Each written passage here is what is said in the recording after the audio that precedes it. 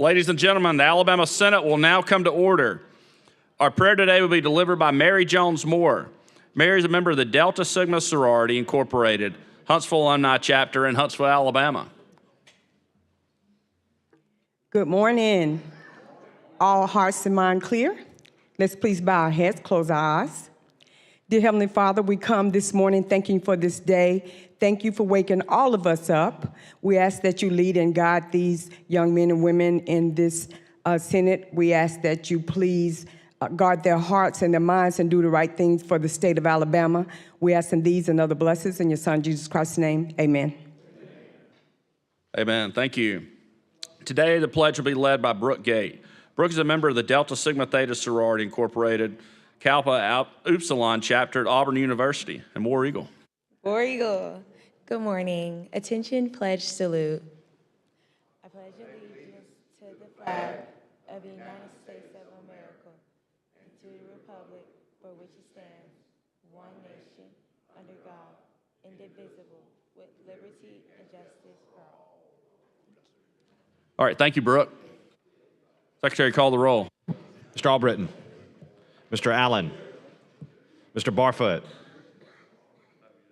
Mr. Beasley, Mr. Bell, Mr. Butler, Mr. Conley, Mr. Chambliss, Mr. Chastain, Ms. Coleman, Ms. Coleman-Madison, Mr. Elliott, Ms. Figures, Mr. Gavan, Mr. Gudger, Mr. Hatcher, Mr. Hovey, Mr. Jones, Mr. Kelly, Mr. Kitchens, Mr. Livingston, Mr. Melson, Mr. Orr,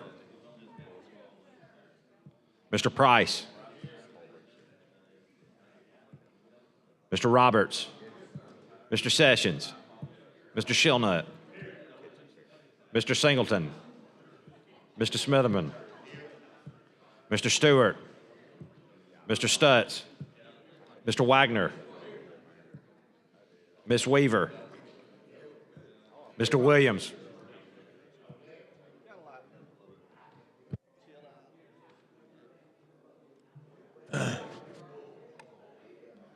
Ladies and gentlemen, we have 23 senators present, which is a quorum. The Senate is ready to transact business.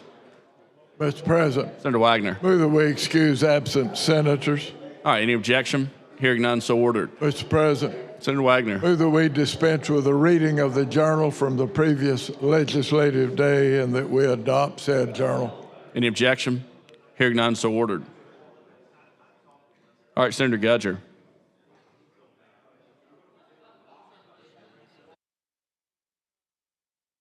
We have a motion to set aside sunset for a regular order calendar, special order calendar.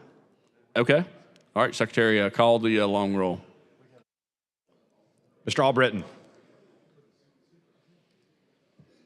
Mr. Allen, Mr. Barfoot, Mr. Beasley,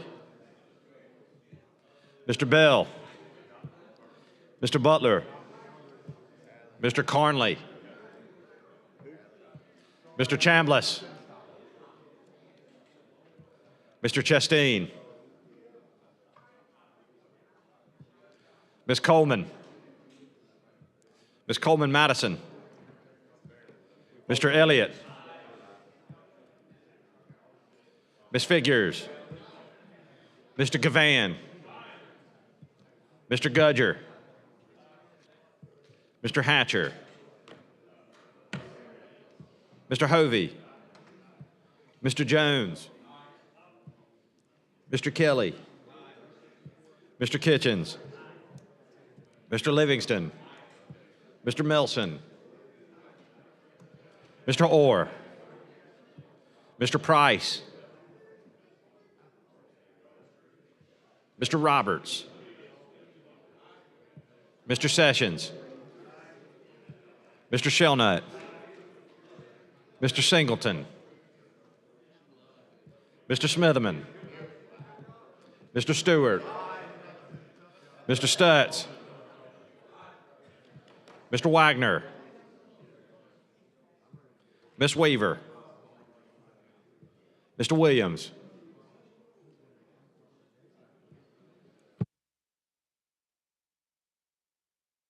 Twenty-three ayes, 0 nays. The motion passes. All right, I think there's a motion to reset.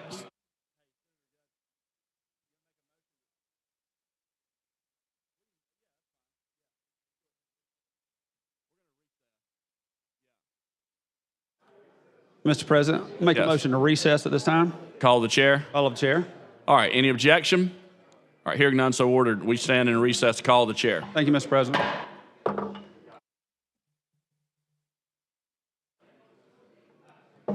Yeah. All right, if I can get everyone's attention, Senator Smitherman. Thank you, Mr. President. At this time, we're going to ask Dr. Walter Gonsolin and his staff and the entourage to come in. I want to read a few brief things about why we are here. Dr. Gonsolin is the national, not state, not regional, not semi-regional. He is the national superintendent of the year in the nation. And let's give him first a big round of applause. Let's give it to him.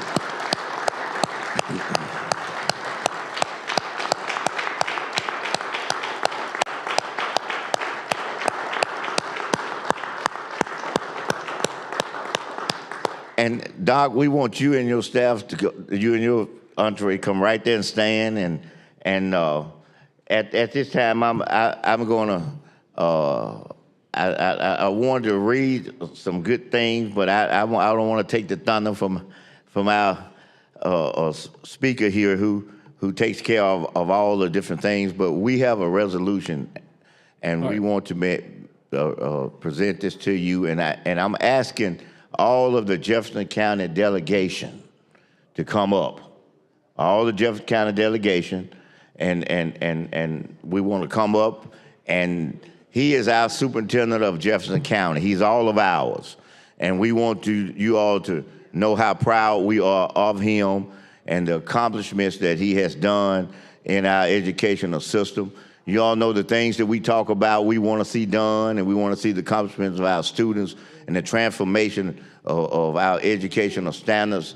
Dr. Gonsolin has took us to the heights of unbelievable greatness and what he has been doing and what he, of course, is going to continue to do that. So at this time, if you will read this resolution that we want to so proudly honor Dr. Gonsolin at this time. All right, Secretary, read the resolution. Senate Joint Resolution number 46 by Senator Smitherman and others commending Dr. Walter B. Gonsolin, Jr. for being named the 2025 American Association of School Administrators National Superintendent of the Year. Whereas with great pride and special pleasure, highest commendations and congratulations are conveyed to Dr. Walter B. Gonsolin, Jr. for being named the 2025 American Association of School Administrators National Superintendent of the Year, one of the highest honors in educational leadership. Whereas AASA Superintendent of the Year candidates are nominated by their state associations. The candidates are judged on leadership for learning, communication, professionalism, and community involvement. Whereas Dr. Gonsolin, a native of New Iberia, Louisiana, holds multiple degrees in education and leadership. He has been an educator for over 2 decades and began his career as a special education teacher, demonstrating his commitment to inclusive education and student success. As superintendent of Jefferson County Public Schools, he oversees the second largest school district in Alabama with 57 schools and more than 36,000 students and 4,500 employees. Whereas as a future forward educator, Dr. Gonsolin has a vision that centers on student achievement, career readiness, and creating opportunities that empower and prepare young people for a competitive global economy. Some of his milestone achievements include establishing more than 20 signature academies throughout the school system that provide students with career-focused learning experiences, increasing the number of students earning industry-recognized credentials, enhancing workforce readiness, and leading the Jefferson County Public Schools class of 2024 in securing a record $108 million in scholarship offers.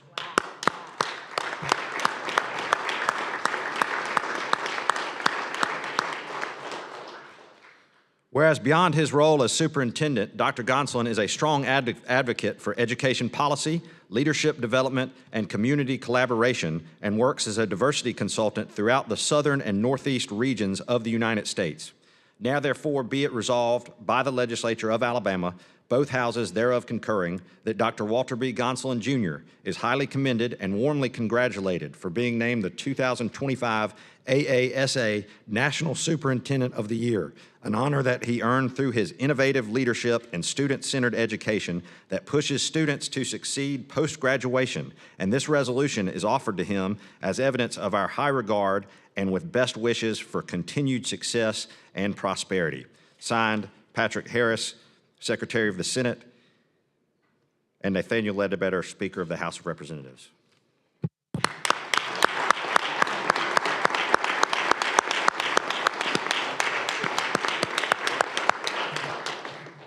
Mr. President, now at this time, I will call up Senator Jabo Wagner, who is the chairman of our Jefferson County delegation and who is the dean of our Senate, to come up at this time. All right, Senator Wagner. Thank you, Senator Smithman. Let me add my congratulations and also thank you for what you do for the students in Jefferson County. And I know you have a long history of education and educating our kids.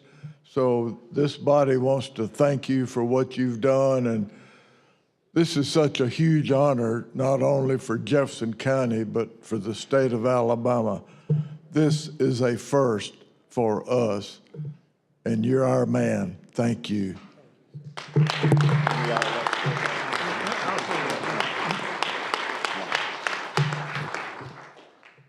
First of all, I want to congratulate you. I also want to thank you for having the greatest PE elementary teacher on your staff. Of course, I might be a little biased. That's my wife. But thank you for all you do. Good morning. I'm Senator Marika Coleman, and I'm trying to think, I think it is 10 Jefferson County schools in Senate District 19. And I just want to thank you for what you do for our students, Dr. G. I want to thank the entire board and the way that you all collaborate together with the vision of our superintendent. It makes a difference when the team works well together. So congratulations again, you make us look great. We get a chance to go around and tell everybody we helped produce the superintendent of the year, the national superintendent. So congratulations to you and thank you to the entire board.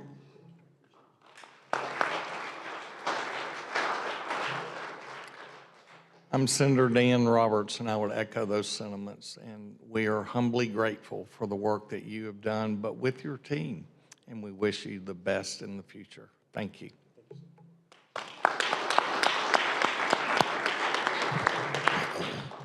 You know, I'm gonna get like we real. You know, so I call him Doc. That's what I call him. Well, that's a Doc.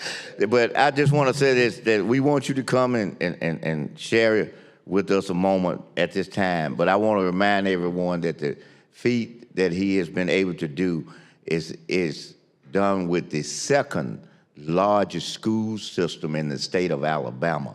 We talking about a bunch of kids. We talking about a lot of them. And so he's been able to accomplish this with all these young people that he has been responsible and in charge of. So at this time, would you share a little bit with us?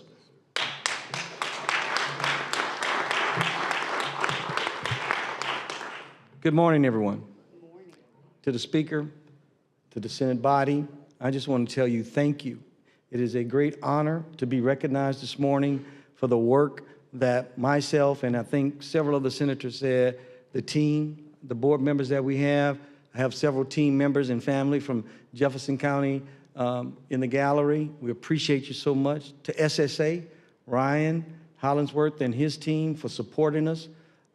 You know, it was an honor to go before the nation and to compete against 48 other states and 48 other superintendents, so that we could show that the things that we are doing in the state of Alabama in terms of education, that they matter, and that we can be the leaders of education throughout the nation.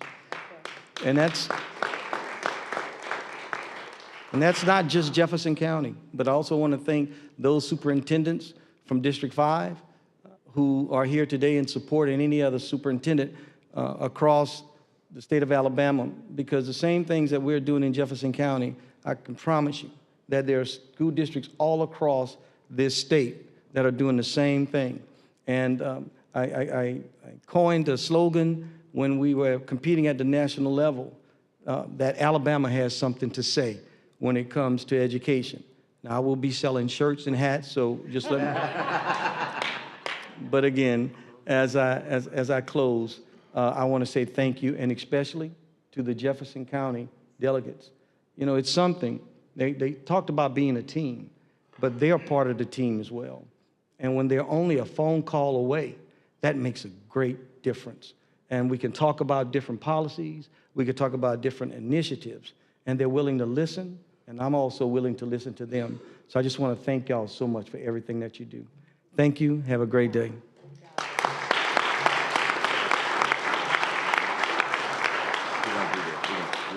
Okay. At this time, we would like to be able to take a picture here. Sure. And we want to actually present this. Y'all come on up here. We're going to present this. All right, we'll stand up. We want to present this. I'm going to holler out loud on behalf of this whole legislature. We want you to take it with you, and we want you to be able to reflect on this and know that we care so much about you and about young people and kids in the state.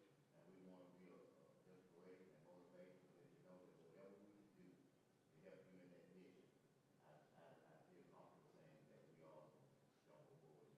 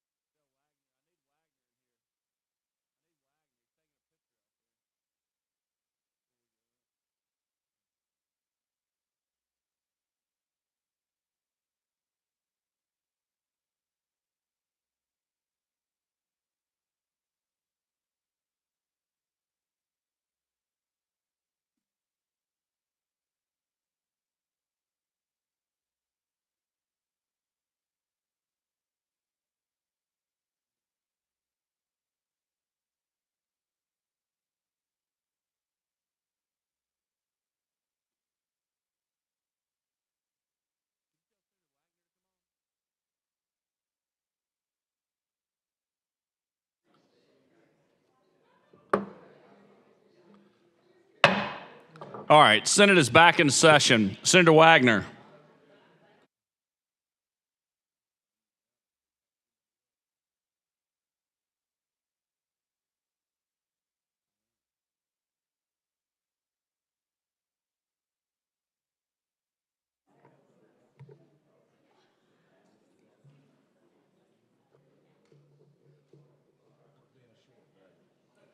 Mr. President, Senator Wagner. have a report from the Committee on Rules. All right, Secretary, read and receive the report from the Committee on Rules.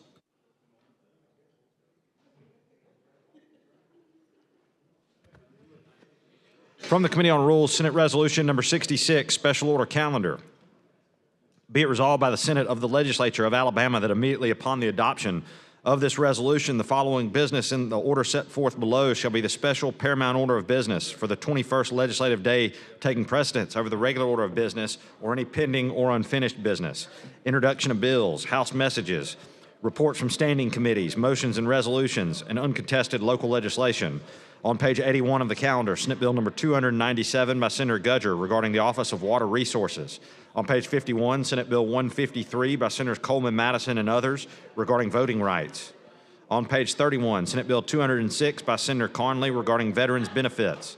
On page 62, Senate Bill 305 by Senator Orr regarding renewing Alabama's investment in student excellence. On page 63, Senate Bill 109 by Senator Beasley and others regarding Tuskegee University.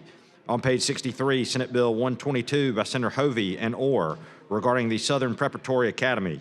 On page 65, Senate Bill number 150 by Senators Bell and Orr regarding Talladega College. On page 63, Senate Bill 111 by Senator Orr regarding supplemental appropriations. On page 64, Senate Bill 114 by Senator Orr regarding supplemental appropriations. On page 65, Senate Bill 113 by Senator Orr regarding supplemental appropriations. On page 65, Senate Bill number 112 by Senator Orr regarding appropriations from the Education Trust Fund. On page 67, Senate Bill 303 by Senator Orr regarding the School Principal Leadership and Mentoring Act. On page 47, House Bill 309 by Representative Garrett regarding the Public Education Employees Health Insurance Board. On page 66, Senate Bill 289 by Senator Orr regarding public K-12 education. On page 27, House Bill 127 by Representative Wilcox regarding the Board of Hearing Instrument Dealers. On page 29, House Bill 129 by Representative Rafferty and Wilcox regarding the Board of Examiners for Nursing Home Administrators. On page 27, House Bill 130 by Representatives Rafferty and Wilcox regarding the Board of Licensure for Professional Geologists. On page 29, House Bill 131 by Representative Rafferty and Wilcox regarding the Board of Athletic Trainers. Mr. President, Senator Wagner. move the Senate adopt the report from the Committee on Rules Let's use previous roll. using previous roll. Any objection? Hearing none, so ordered.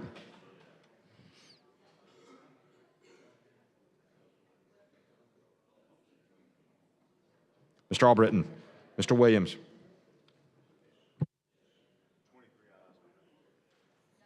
23 ayes, 0 nays. Special order calendar is adopted.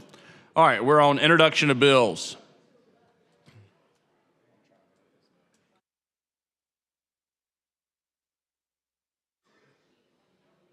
We didn't have to wait on Catherine Gale yesterday, so hurry up.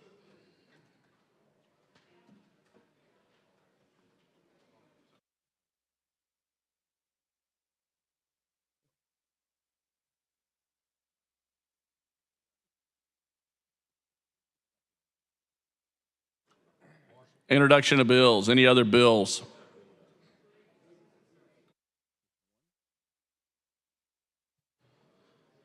Senate Bill number 323 by Senator Sessions and others regarding game breeder licensees is referred to the Committee on Agriculture, Conservation, and Forestry.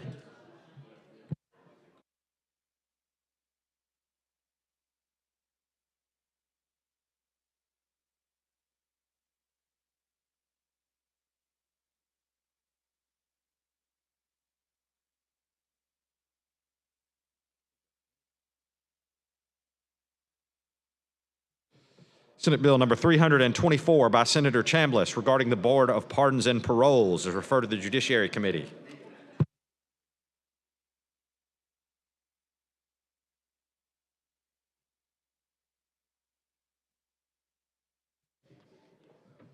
Senate Bill number 325 by Senator Barfoot regarding the Alabama Youth Residential Facility Abuse Prevention Act is referred to the Judiciary Committee.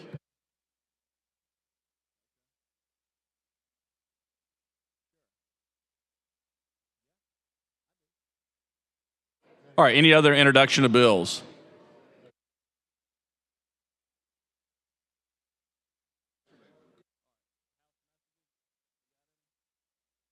All right, now move on to House messages.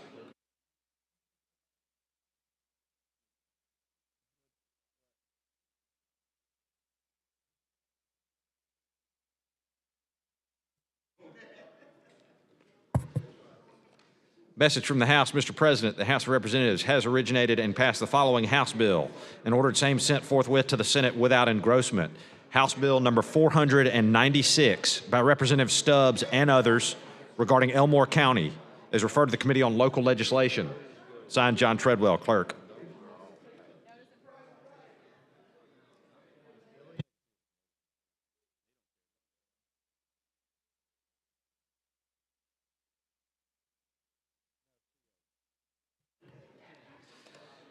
Message from the House. Mr. President, the House of Representatives has originated and passed the following House bill and ordered same sent forthwith to the Senate without engrossment.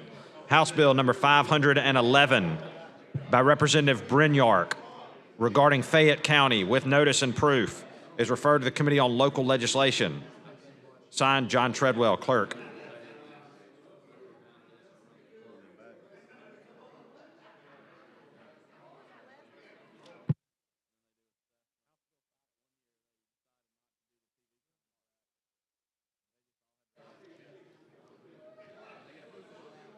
Message from the House. Mr. President, the House of Representatives has originated and passed the following House bill and ordered same sent forthwith to the Senate without engrossment. Did you just get, did I just get this? What was that last number I just gave you? House Bill number 512 by Representative Brinyark regarding Fayette County with notice and proof is referred to the Committee on Local Legislation. Signed, John Treadwell, Clerk.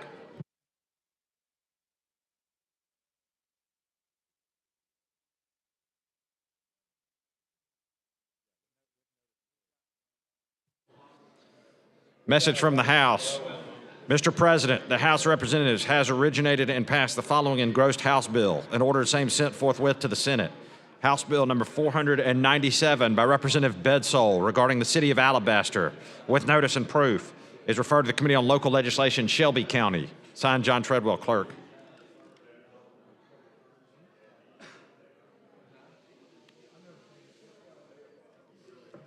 Message from the House. Mr. President, the House of Representatives has originated and passed the following engrossed House bill and ordered same sent forthwith to the Senate. House Bill number 380 by Representative Rigsby regarding human cloning is referred to the Judiciary Committee. Signed, John Treadwell, Clerk.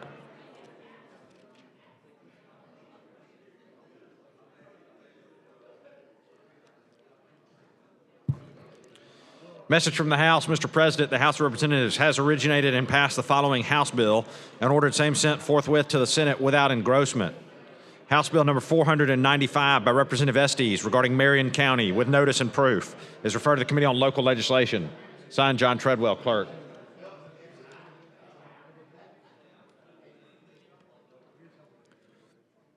Message from the House. Mr. President, the House of Representatives has originated and passed the following House bill and ordered same sent forthwith to the Senate without engrossment. House Bill number 485 by Representative Givens regarding Baldwin County with notice and proof is referred to the Committee on Local Legislation.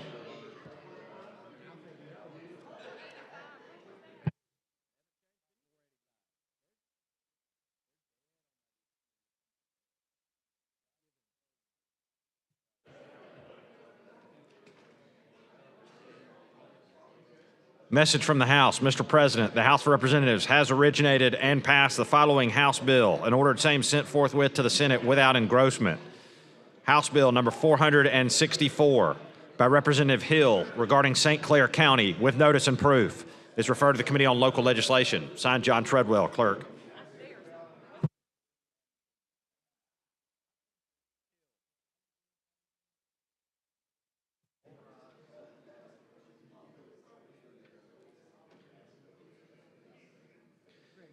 Message from the House. Mr. President, the House of Representatives has originated and passed the following House bill and ordered same sent forthwith to the Senate without engrossment. House Bill number 446 by Representative Simpson regarding Baldwin County with notice and proof is referred to the Committee on Local Legislation. Signed, John Treadwell, Clerk.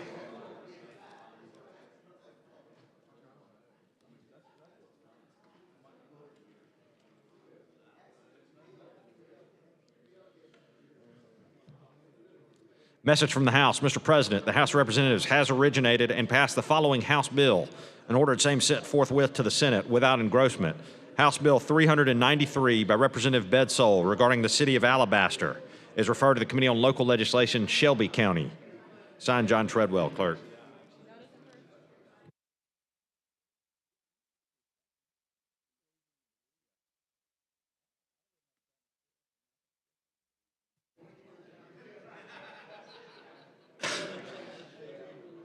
Message from the House. Mr. President, the House of Representatives has originated and passed the following House bill and ordered same sent forthwith to the Senate without engrossment. House Bill number 372 by Representative Ingram and others regarding Elmore County with notice and proof is referred to the Committee on Local Legislation. Signed, John Treadwell, Clerk.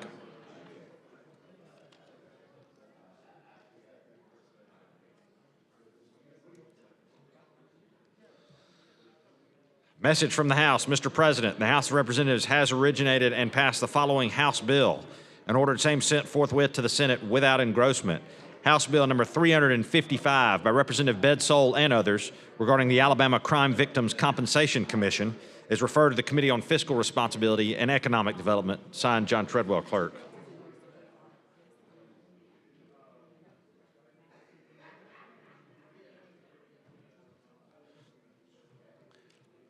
Message from the House. Mr. President, the House of Representatives has originated and passed the following House bill and ordered same sent forthwith to the Senate without engrossment. House Bill number 532 by Representative Sells regarding Conecuh County with notice and proof is referred to the Committee on Local Legislation. Signed, John Treadwell, Clerk.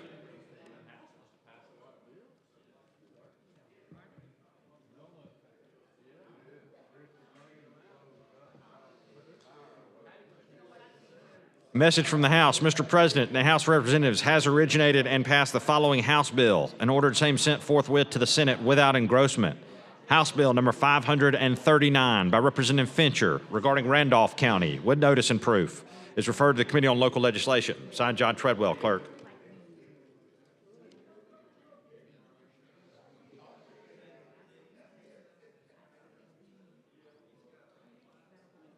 Message from the House. Mr. President, the House of Representatives has originated and passed the following House bill and ordered same sent forthwith to the Senate without engrossment. House Bill number 522 by Representative Easterbrook regarding Washington County with notice and proof is referred to the Committee on Local Legislation. Signed, John Treadwell, Clerk.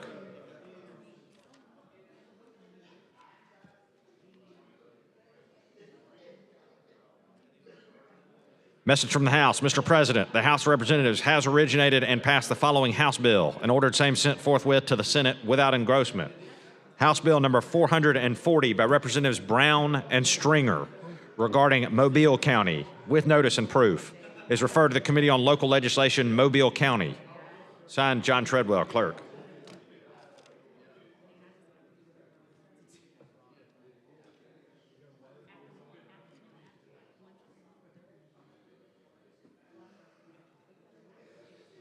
Message from the House. Mr. President, the House of Representatives has originated and passed the following House bill and ordered same sent forthwith to the Senate without engrossment.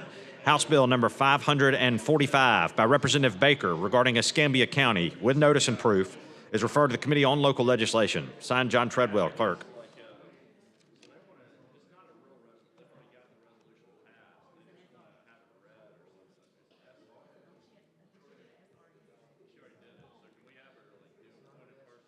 Message from the House. Mr. President, the House of Representatives has originated and passed the following House bill and ordered same sent forthwith to the Senate without engrossment. House Bill number 540 by Representative Fincher regarding Randolph County with notice and proof is referred to the Committee on Local Legislation. Signed, John Treadwell, Clerk.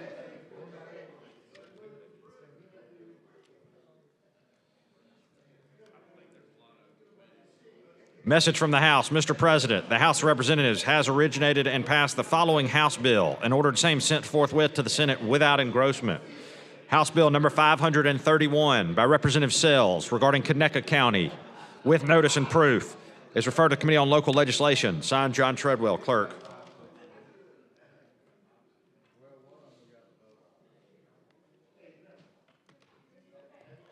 Message from the House. Mr. President, the House of Representatives has originated and passed the following House bill and ordered same sent forthwith to the Senate without engrossment. House Bill number 493 by Representative Ellis regarding children's advocacy centers is referred to the Committee on Children and Youth Health. Signed, John Treadwell, Clerk.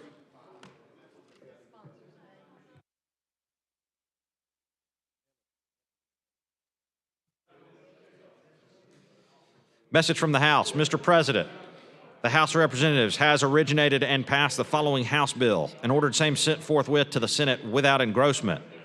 House Bill number 544 by Representative Baker regarding Escambia County with notice and proof is referred to the Committee on Local Legislation. Signed, John Treadwell, Clerk.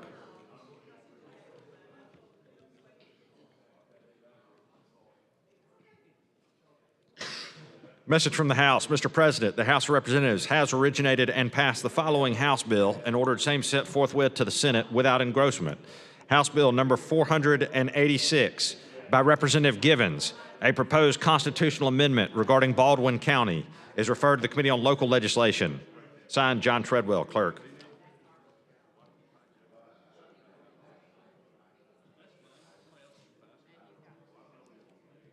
Message from the House. Mr. President, the House of Representatives has originated and passed the following House bill and ordered same sent forthwith to the Senate without engrossment.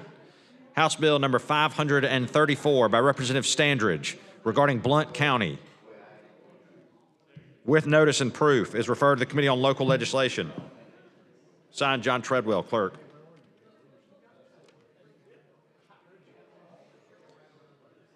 Mr. President, the House of Representatives has originated and passed the following House bill and ordered same sent forthwith to the Senate without engrossment. House Bill number 508 by Representative Givens, a proposed constitutional amendment regarding Baldwin County, is referred to the Committee on Local Legislation. Signed, John Treadwell, Clerk.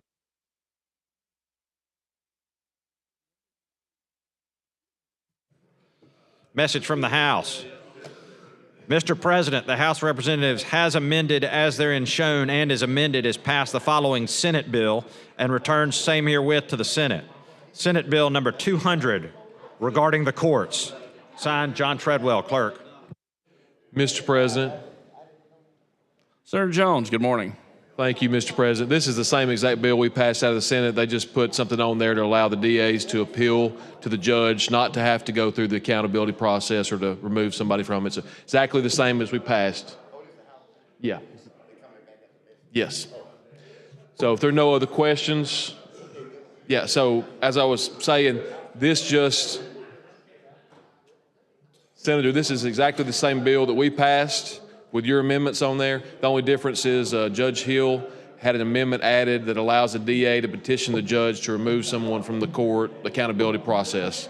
So that's all it does. So no other questions. I'm going to make a motion. We concur with the wishes of the House using the previous roll without objection. All right, any objection? Hearing none, so ordered. Mr. Albritton. Mr. Williams.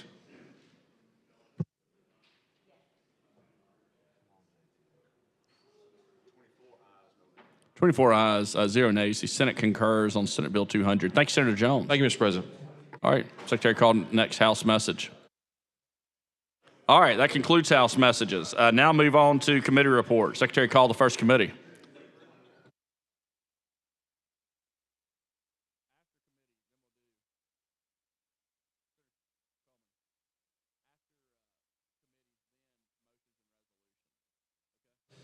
From the Committee on Confirmation, Senate Confirmation number 80, appointing James Yance to the University of South Alabama Board of Trustees, receives a favorable report by vote of 9 ayes, 0 nays.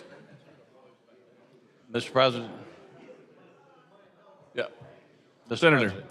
Move that the Senate confirm James A. Yance to the South Alabama University Board of Trustees. All right, so use previous roll? Previous roll, no objection. All right, any objection? Hearing none, so ordered. Mr. Albritton, Mr. Williams. 24 ayes, 0 nays. James A. Yance is confirmed. Secretary called next confirmation.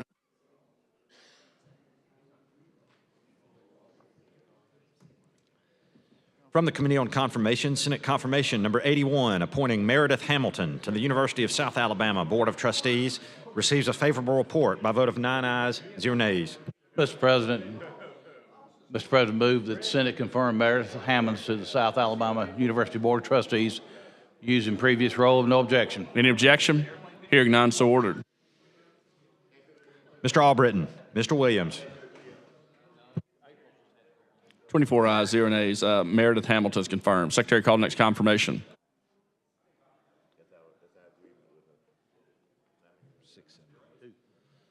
From the Committee on Confirmation, Senate Confirmation Number 155, appointing Bill Lewis to the University of South Alabama Board of Trustees, receives a favorable report by vote of 9 ayes, 0 nays. Mr. President, I move the Senate confirm Bill Lewis to the South Alabama Board of Trustees using previous role of no objection. Any objection? Hearing none, so ordered. Mr. Albritton, Mr. Williams. 24 ayes, 0 nays. Bill Lewis is confirmed. Secretary called next confirmation.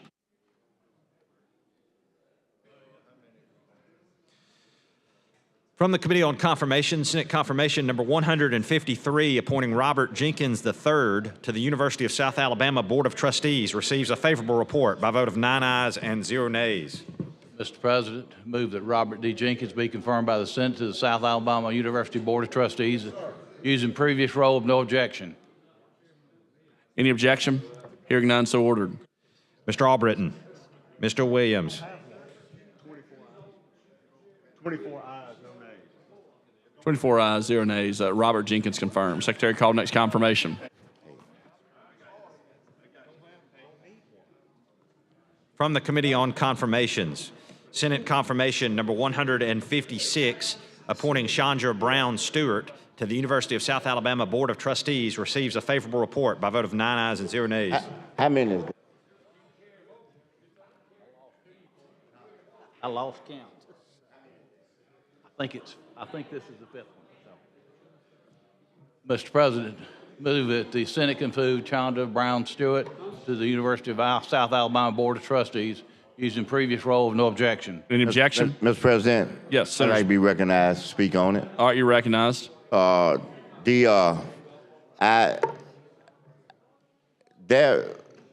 an understanding how, with the chairman, how we would proceed, and I realize that there may be some other procedure, but we got 100 of these things.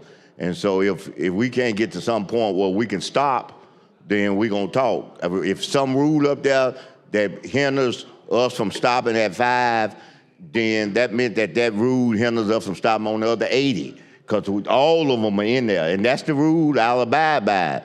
But if that's the rule, well, let me just talk until we get ready to go home. You know, that's all I'm saying, you know.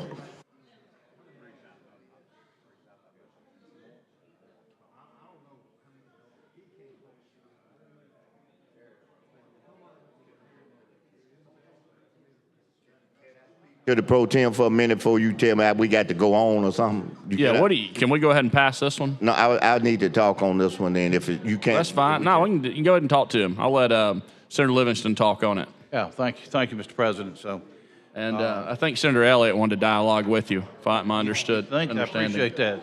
Yeah, Senator this is on Elliott, South Alabama in your district. I thought you had Could some be. interest. I think we've got a couple more board members there that South Alabama we won't pass up. So, it's hard to hear you. I'm sorry. And we're doing South Alabama confirmations, and the chairman had to go home, unfortunately, to take care of a little problem back home. So she asked me to handle these. And anyway, so we've got a little issue going there we're going to try to work out. So you talk about how important South Alabama is. I certainly can. We'll start with Go Jags, right? Go Jags. They do a fantastic job, not just for South Alabama, but for the entire state of Alabama. And one of my favorite things that, when I'm talking about South, one of my favorite things that I focus on is the number of in-state students they accept. You know, when we talk about education trust fund budgets and how much money goes to our universities, South does one of the best jobs at accepting in-state students. And if you look particularly at their medical school, not only are they accepting in-state students, but you are seeing that those students, when they graduate from medical school, are staying right here in the state of Alabama.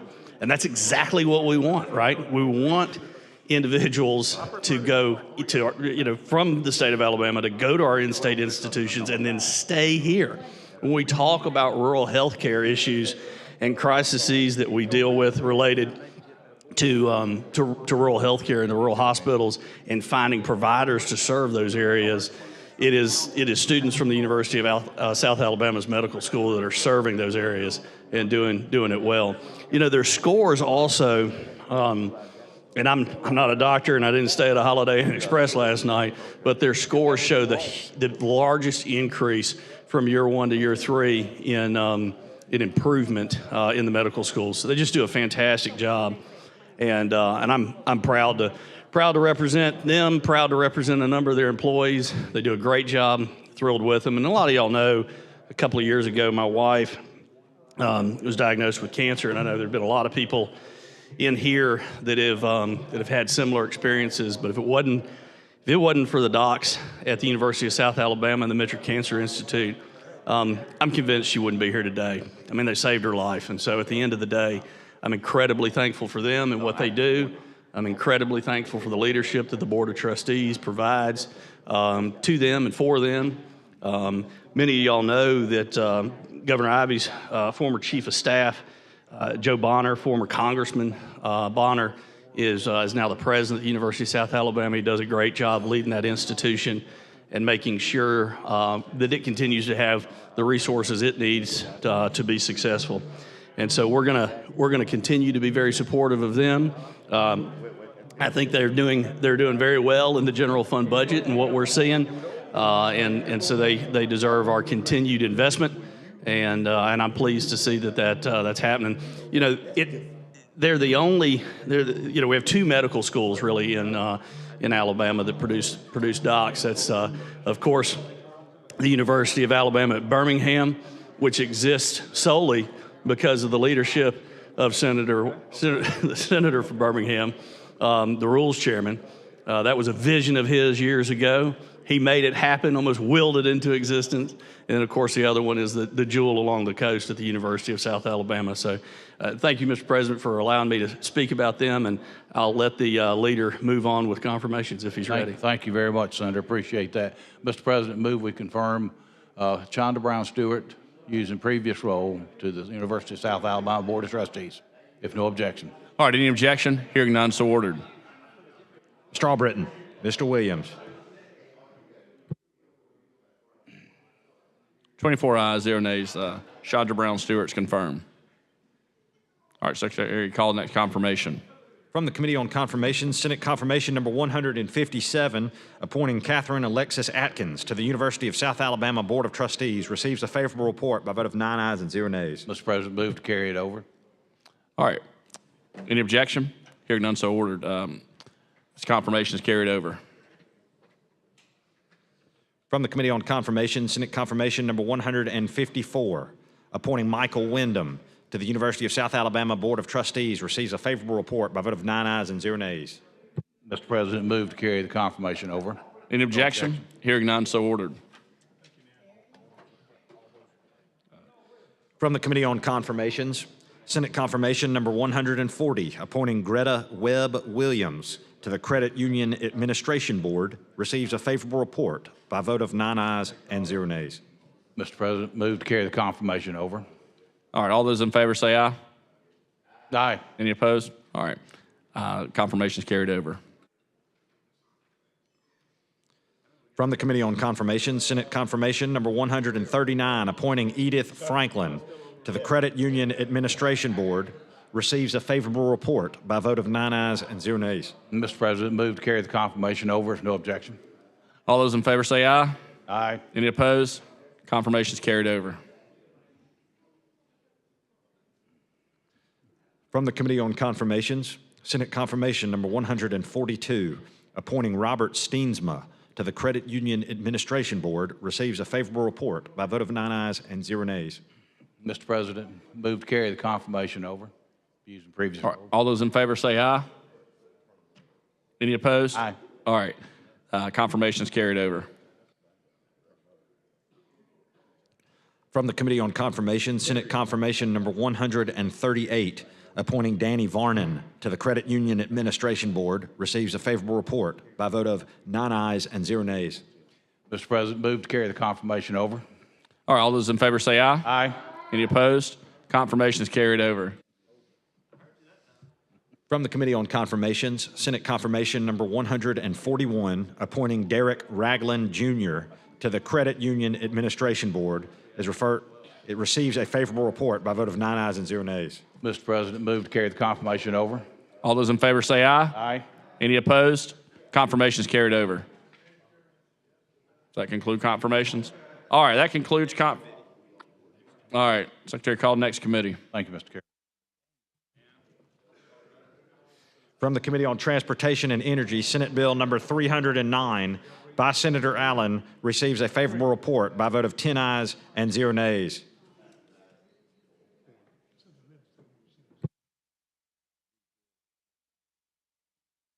These bills received a second reading and be placed on the calendar for next legislative day. Secretary, call the next committee. From the Committee on Local Legislation, Jefferson County, Senate Bill number 310 receives a favorable report by a vote of 5 ayes and 0 nays.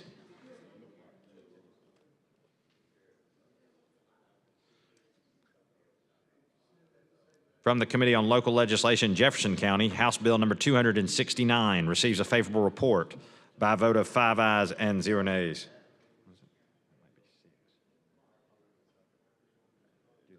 Do they write that down? Do they write down the vote? From Local Legislation, Jefferson County, House Bill number 343 receives a favorable report by a vote of 6 ayes and 0 nays.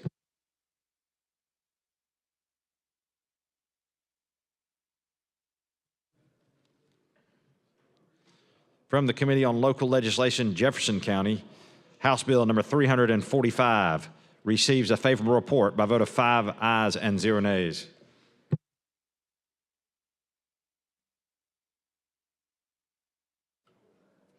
All right, these bills receive a second reading and be placed on the calendar for next legislative day. All right, that concludes committee reports. Now move on to motions and resolutions. Mr. Chairman. Senator Coleman Madison. Thank you, sir. We have a resolution that we'd like to offer for. All right, Secretary, read the resolution, please.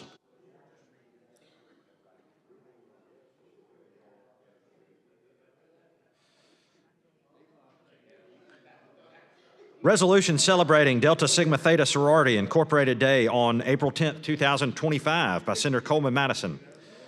Whereas Delta Sigma Theta Sorority Incorporated was founded January 13, 1913 in Washington, D.C. by 22 collegiate women, with its first official act being the participation in the Women's Suffrage March. And whereas Delta Sigma Theta currently has 1,000 collegiate and alumni chapters located in the United States, Canada, Japan, Tokyo and Okinawa, Germany, the Virgin Islands, Bermuda, the Bahamas, Jamaica, West Africa, Southern Africa, the United Arab Emirates, and the Republic of Korea. And whereas there are 41 collegiate and alumni chapters in the state of Alabama with over 3,500 members. Whereas the members of the Alabama chapters recognize their continued duty and responsibility to public service, which includes not only taking an active interest and participation in educating the masses with regards to issues, but advocating for policies and policy changes that impact and affect our communities. Whereas each year, the members of the Alabama chapters convene on the Alabama State Capitol to educate, advocate, and ensure their collective voices are heard. And whereas this year's Alabama Delta Day at the State Capitol will take place on April 10th, 2025, under the theme, Our Future, Our Fight. Now, therefore, be it resolved by the Senate of the Legislature of Alabama that the Delta Sigma Theta Sorority Incorporated is hereby celebrated and congratulated on their longevity and community service, and this legislature takes great pride in recognizing their contributions on Delta Sigma Theta Day on April 10th, 2025. Signed, Patrick Harris, Secretary of the Senate, and Will Ainsworth, Lieutenant Governor. All right. Like to recognize some special guests in the gallery, the Alabama Delta Sigma Theta Inc. Ladies in red, if y'all could please stand. The guests are Senator Coleman and Senator Coleman Madison. Oh, I can't get a picture. Stay up. I can't get the picture. While she's doing it, why she's taking a picture. Yeah, go ahead. While I'm trying to get the Great to have y'all with us today. Thank you, Mr. Chairman. We are proud Deltas, and every year we come down to paint the town red. But we are just not ladies that come down to paint the town red once a year. We're about community activism. We're about giving back. We're about scholarship. We are about rebuilding and empowering people to create better environments for the future. And so you have two proud Deltas, Senator Marika Coleman and myself, as well as members that are in the House. And of course, we were followed by former Senator Sandra Escott. So I want to thank you, Mr. Chairman. I think Senator Coleman has some comments. Thank you so much. This is one of the highlights of the Alabama legislative session, is to see these amazing, beautiful women in red. I've been a proud member now. On April 29th of this year, it will be 32 years as a member of the Delta Sigma Theta Sorority Incorporated. So we thank you ladies so much, but we also need you. We need you to continue the activism, continue what our founders fought to do.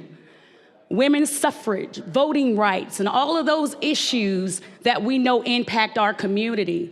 So these legislators that are here, please go see them, call on them, let them know that you're a voter in the issues that you care about. Again, thank you ladies for coming. We get so excited. We really get excited because there are only 4 women out of 35 that serve in the Alabama Senate. So I'm so glad to have some estrogen in the room.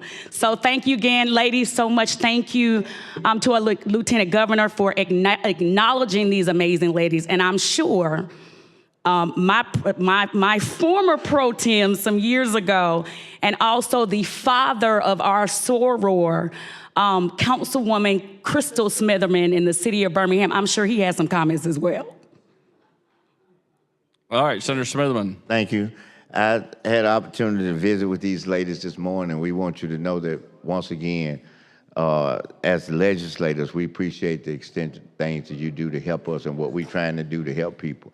You ought to be commended of what you're doing, and we want you to know that we love you all very much, and whatever we can do, as I said earlier, we'll be glad to do it to help you all and you all's mission to make life better for so many of our young people as well as our citizens. So thank y'all very, very much. And yeah, she's right. Y'all looking good up there. I'm just here to tell you. Thank you very much. May God bless you all. All right, thank you, Senator Smitherman. Senator Albritton, did you want to talk on this too? Did you want to? Oh, okay. All right. You can paint the town red. All right. Thank you, Governor. All right, great to have y'all. Any other motions or resolutions? Mr. President, I have a resolution. All right, Secretary Reed, receive the resolution.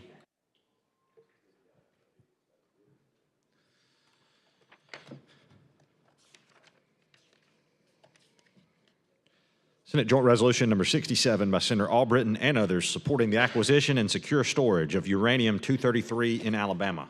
Mr. President, move to send to rules. All right. Oh, send to rules? Okay. Secretary, send to rules. Senate Joint Resolution number 67 is referred to the Rules Committee.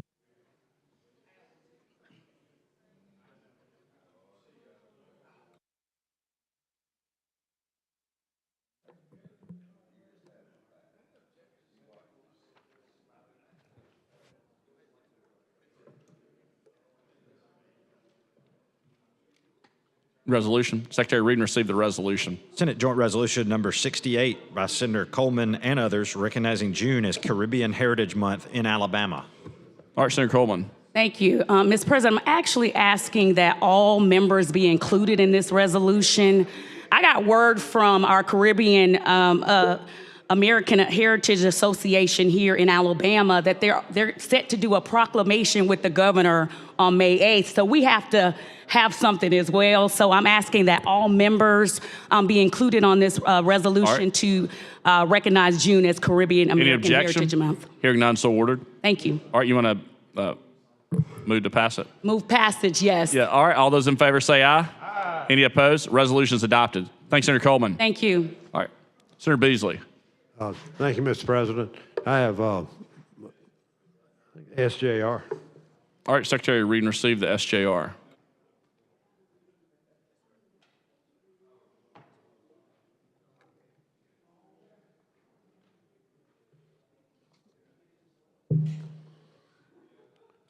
Senate Joint Resolution number 69 by Senator Beasley, naming a portion of State Route 81 in Macon County the Andrew Preston Hornsby Sr. Memorial Highway.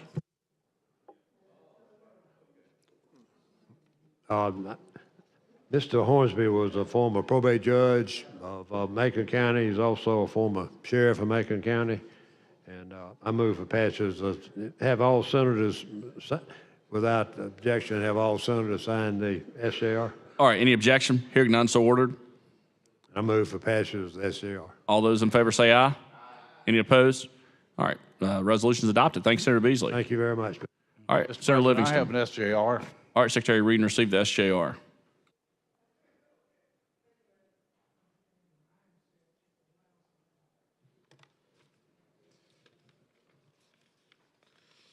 Senate Joint Resolution number 70 by Senators Livingston and Roberts, supporting the effort of the 2030 Census Redistricting Data Program and encouraging county participation. I'd like to send it to rules, Mr. President. Thank you, sir. Secretary, send to rules. Senate Joint Resolution number 70 is referred to the Rules Committee. All right, any other motions or resolutions? All right, now we'll move on to local legislation.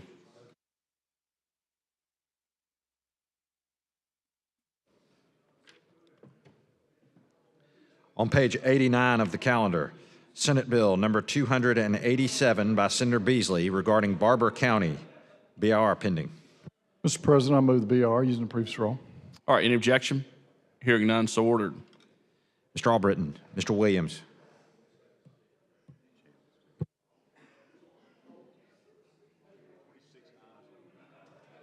(26 ayes, 0 nays). The BR is adopted. Secretary, call the bill.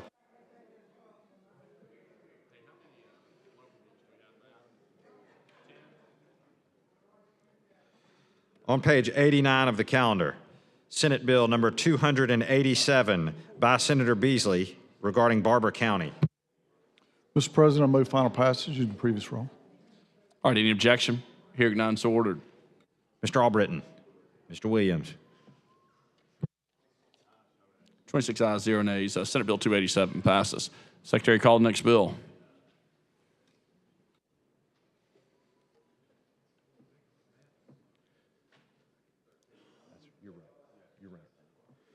On page 89 of the calendar, Senate Bill number 288 by Senator Beasley regarding Barber County, BR pending.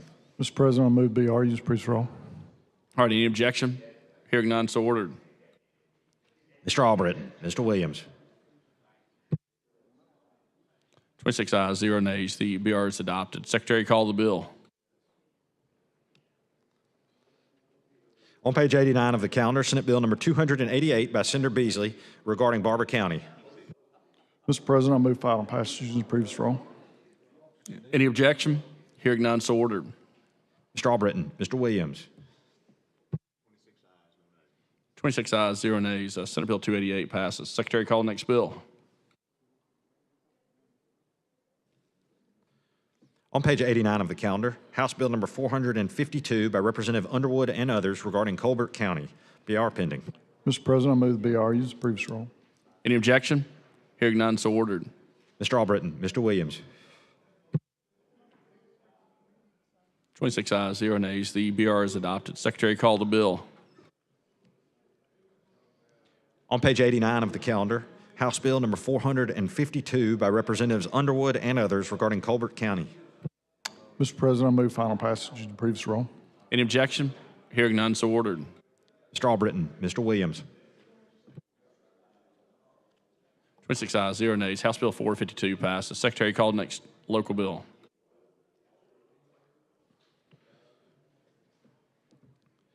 On page 90 of the calendar, House Bill number 456 by Representative Jackson regarding Clark County. BIR pending. Mr. President, I move the BR using the previous roll. All right, any objection? Hearing none, so ordered. Mr. Albritton, Mr. Williams. 26 ayes, 0 nays. The BR is adopted. Secretary, call the bill. On page 90 of the calendar, House Bill number 456 by Representative Jackson regarding Clark County. Committee amendment pending.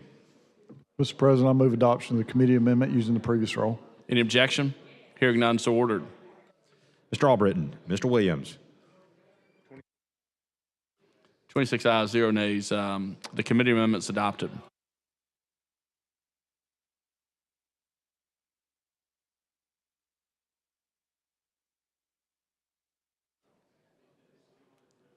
All right, Senator, need final passage. I move final passage using the previous roll. All right, any objection? Hearing none, so ordered. Mr. Albritton, Mr. Williams. 26 ayes, 0 nays. House Bill 456 passes. Secretary, call the next local bill.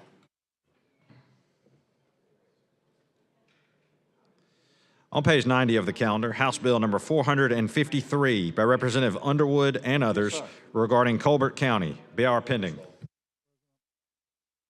Mr. President, I move the BR using the previous roll. All right, any objection? Hearing none, so ordered. Mr. Albritton, Mr. Williams. 26 ayes, 0 nays. The BR is adopted. Secretary, call the bill. On page 90 of the calendar, House Bill number 453 by Representative Underwood and others regarding Colbert County. Mr. President, I move final passage using the previous roll. Any objection? Hearing none, so ordered. Mr. Albritton, Mr. Williams. 26 ayes, 0 nays. House Bill 453 passes. Secretary, call the next local bill.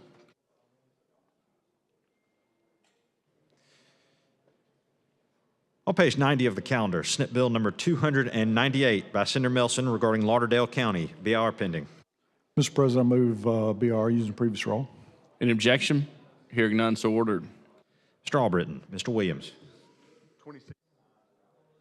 26 ayes, 0 nays. The BR is adopted. Secretary, call the bill. On page 90 of the calendar, Senate Bill number 298 by Senator Melson regarding Lauderdale County. Mr. President, I move final passage using the previous roll. Any objection? Hearing none, so ordered. Mr. Albritton, Mr. Williams. 26 ayes, 0 nays. Senate Bill 298 passes. Secretary, call the next local bill.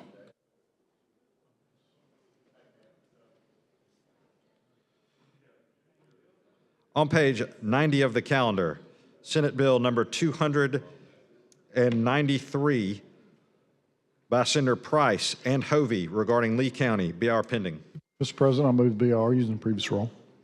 All right, any objection? Hearing none, so ordered. Mr. Albritton, Mr. Williams.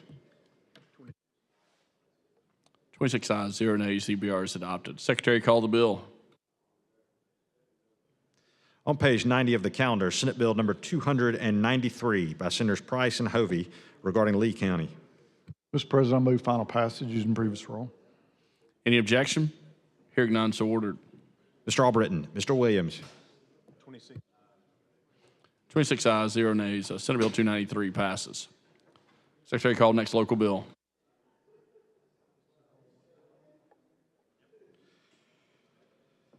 On page 91 of the calendar, Senate Bill number 286 by Senator Hatcher, a proposed constitutional amendment regarding the city of Montgomery. BR pending.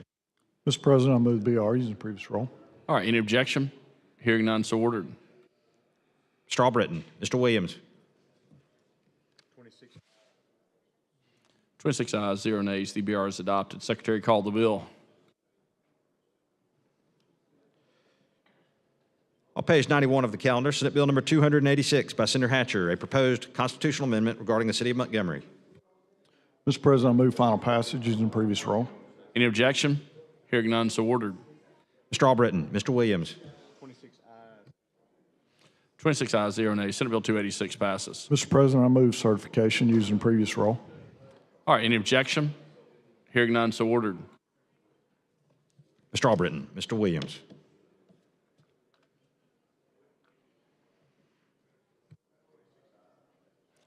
Twenty-six ayes, 0 nays. The certification resolution's adopted. Secretary, call the next bill. On page 91 of the calendar, House Bill number 349 by Representative Blackshear regarding Russell County. BIR pending. Mr. President, I move BR using previous roll. All right, any objection? Hearing none, so ordered. Mr. Albritton, Mr. Williams. 26 ayes, 0 nays. The bill is adopted. Secretary, call the bill. On page 91 of the calendar, House Bill number 349 by Representative Blackshear regarding Russell County. Mr. President, I move final passage using previous roll. All right, any objection? Hearing none, so ordered. Mr. Albritton, Mr. Williams. 26 ayes, 0 nays. House Bill 349 passes. Secretary, call the next local bill. On page 91 of the calendar, House Bill number 347 by Representative Blackshear regarding Russell County. BR pending. Mr. President, I move BR using previous roll. All right, any objection? Hearing none, so ordered. Mr. Albritton, Mr. Williams. 26 ayes, 0 nays. The BR is adopted. Secretary, call the bill.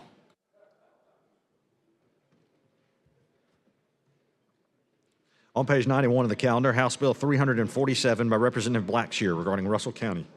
Mr. President, I move final passage using previous roll. Any objection? Hearing none, so ordered. Mr. Albritton, Mr. Williams. 26 ayes, 0 nays. House Bill 347 passes. Secretary, call the next bill.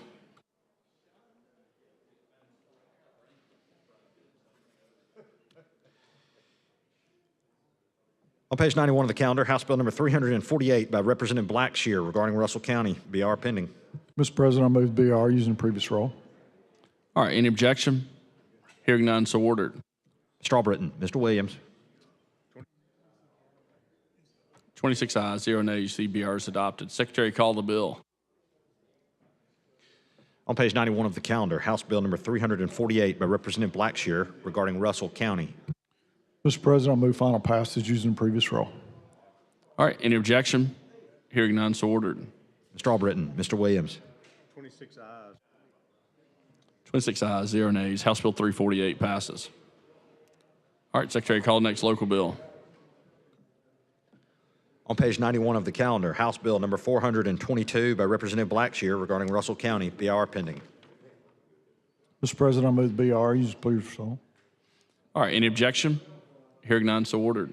Mr. Albritton, Mr. Williams. 26 ayes, 0 nays. The BR is adopted. Secretary, call the bill. Page 91 of the calendar, House Bill number 422 by Representative Blackshear regarding Russell County. Mr. President, I move final passage using previous roll. All right, any objection? Hearing none, so ordered. Mr. Albritton, Mr. Williams.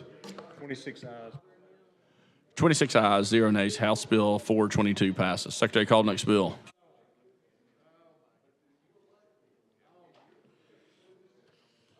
On page number 92, Senate Bill number 314 by Senator Bell regarding Shelby County. BR pending. Mr. President, I move the BR using previous roll. Any objection? Hearing none, so ordered. Mr. Albritton, Mr. Williams. 26 ayes, 0 nays. The BR is adopted. Secretary, call the bill. On page 92 of the calendar, Senate Bill number 314 by Senator Bell regarding Shelby County. Mr. President, I move final passage using previous roll. Any objection? Hearing none, so ordered. Mr. Albritton, Mr. Williams. 26 ayes, 0 nays. Senate Bill 314 passes. Thank you, Senator Chambliss. Thank you, Mr. President. All right, now, Secretary, call the first bill in the calendar. On page 81 of the calendar, Senate Bill number 297 by Senator Gudger regarding the Office of Water Resources. BR pending. Mr. President. Senator Gudger. I'd like to make a motion to pass the BIR using existing roll without objection, please, sir. Any objection? Hearing none, so ordered. Mr. Albritton. Mr. Williams. 26 ayes, 0 nays. CBR is adopted. Secretary, call the bill.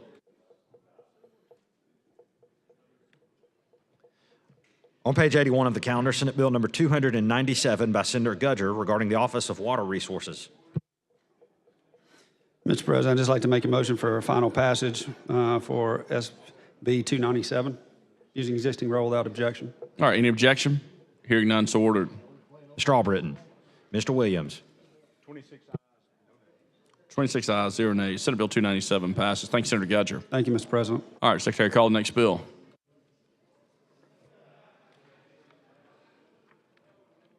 On page 51 of the calendar, Senate Bill number 153 by Senator Coleman Madison and others regarding voting rights. BR pending. Mr. Chair, I'd like to move the BR using previous rule without objection. All right, any objection? Hearing none, so ordered. Mr. Albritton. Mr. Williams. 27 ayes, 0 nays. The BR is adopted. Secretary, call the bill.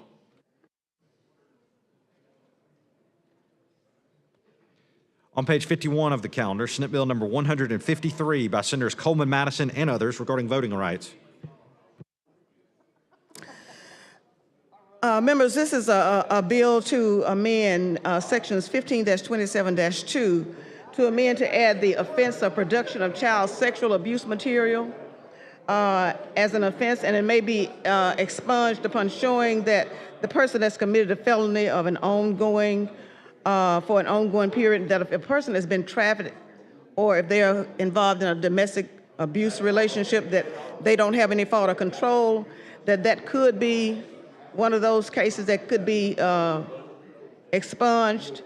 Also, in section 15-27-2 is added to allow a person that is who is convicted of a non-violent crime.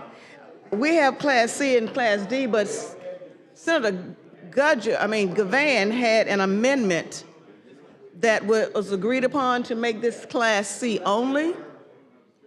Mr. Chairman, and I would like to, in as much as we both have agreed upon this, that we add this amendment to it. Can I carry this over the call of the chair so that I can go ahead and get that?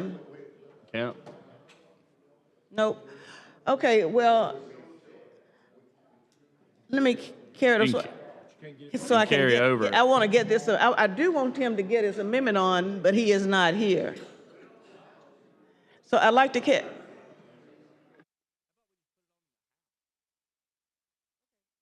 That'll be fine. Well, I'd like to move for final passage using previous role, and we can add the amendment in the House. All right, any objection? All right, hearing none, so ordered. Mr. Albritton. Mr. Williams. All right, 27 ayes, 0 nays. Senate Bill 153 passes. Thanks, Senator Coleman Madison. Mr. Chairman. All right, I'd like to recognize some special guests in the gallery. Coleman County School Superintendent Shane Barnett. I can barely read your writing, Senator Gudger. If you could please stand. Welcome to Alabama Senate.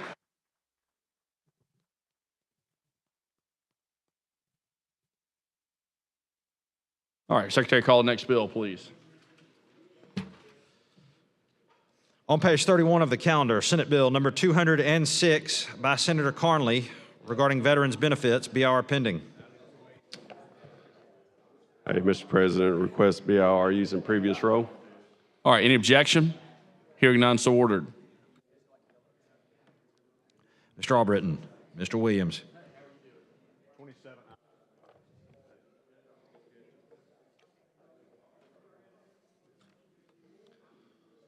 27 ayes, 0 nays. The BR is adopted.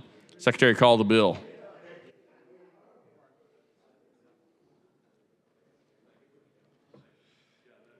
On page 31 of the calendar, Senate Bill number 206 by Senator Carnley regarding veterans benefits.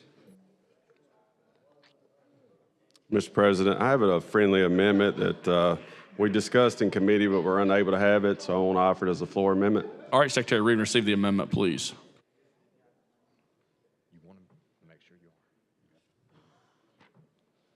Amendment to Senate Bill 206 by Senator Carnley. Replace line 122 on page 5 with the following. All right, Senator Carnley. Mr. President, request final passage using previous roll. The amendment. Oh, on the amendment. Adopt Yeah. the amendment using previous roll. All right, any objection? Hearing none, so ordered. Mr. Albritton, Mr. Williams. 27 ayes, 0 nays. The Senator Carnley amendment's adopted. Thank you, Mr. President. Request final passage using previous roll. No objection. All right, any objection? Hearing none, so ordered.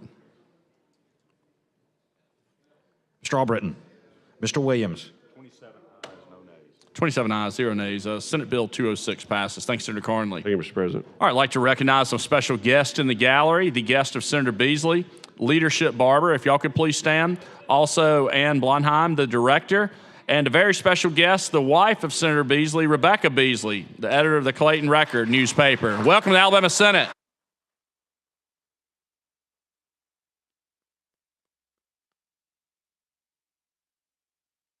Great to have y'all today. All right, Secretary, call the next bill, please. On page 62 of the calendar, Senate Bill number 305 by Senator Orr and others regarding the Alabama Renewing Alabama's Investment in Student Excellence Act. BR pending. Mr. President. Senator Orr. I'd move adoption of BIR using the previous roll.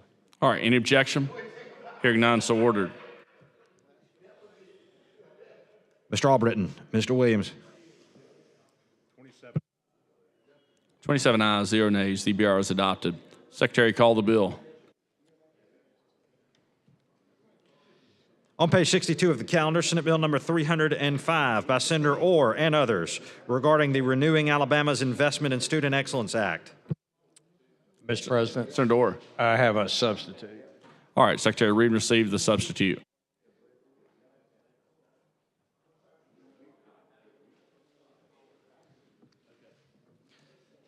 Substitute for Senate Bill 305 by Senator Orr.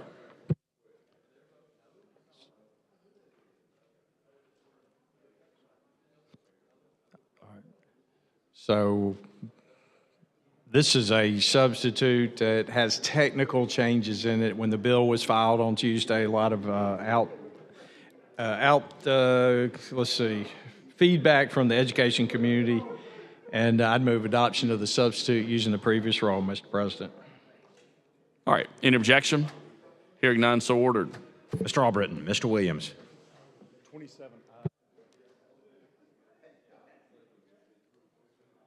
27 ayes, 0 nays. The Senator Orr substitute is adopted. At this time, I'd move third reading using the previous roll, Mr. President. All right, any objection using previous roll?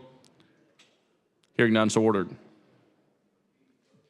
Mr. Albritton, Mr. Williams. 27 ayes.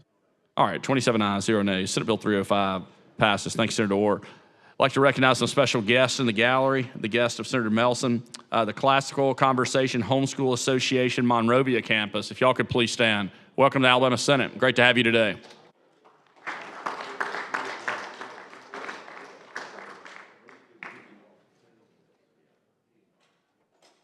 All right, Secretary, call the next bill. On page 63 of the calendar, Senate Bill number 109 by Senator Beasley and others regarding appropriations, Tuskegee University. BR pending.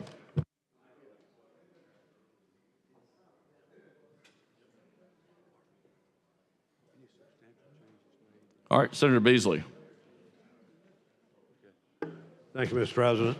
This time I'd like to move for passage of appropriation for Tuskegee University. I don't know the bill number. I'm sorry.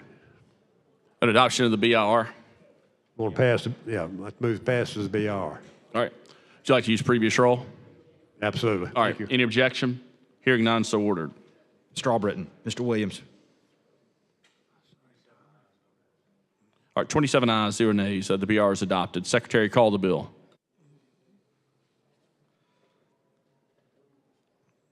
On page 63 of the calendar, Senate Bill number 109 by Senator Beasley and others regarding appropriations, Tuskegee University. Mr. President, this is the annual appropriations Tuskegee University, which is a land-grant college and a private college. It's a little over $15 million, and out of that, $2 million goes for research and extension. I move for final passage. All right. Would you like to use previous roll? Use the previous roll. All right. Any objection?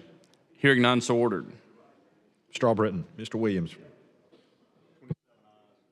27 ayes, 0 nays. Senate Bill 109 passes. Thank you, Thank you Senator very Beasley. much, Mr. President. All right, got some other special guests in the gallery. The guest of Senator Melson. When I call your name, if you could please stand. We have Tyler Melson, his son, Grace Ann Melson, his daughter-in-law, the grandchildren Lola Jane, Maudie, William, George, and Jones. If y'all could please stand. Welcome to Alabama Senate. Great to have you today.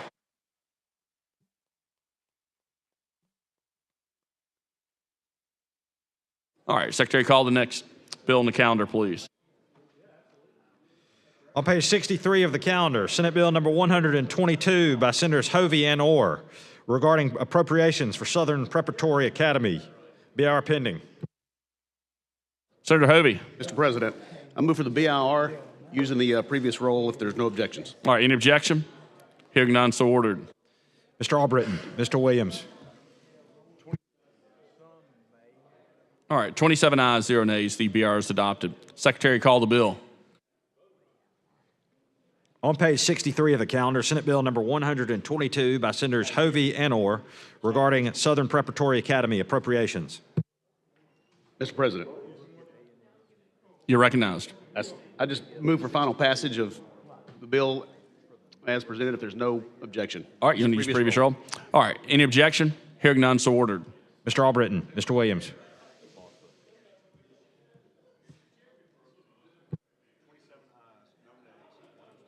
Twenty-seven ayes, 0 nays, 1 abstention. Thank you, Senator Hovey. And then also want to recognize, before we move on, recognize our pages. I want to thank Senator Livingston for coming up with this idea. When I call your name, if you could please stand. Wilson Riddle, Allison Cowling, Levi Labar, Audrey Lovelady, Will Ward, Paisley Hopper, Emma Kate Prozansky, Catherine Gallman, Galen Bellengraf von Gaal, and Carlin Gillis. We want to thank you all for paging this week. Great to have you all in the Senate.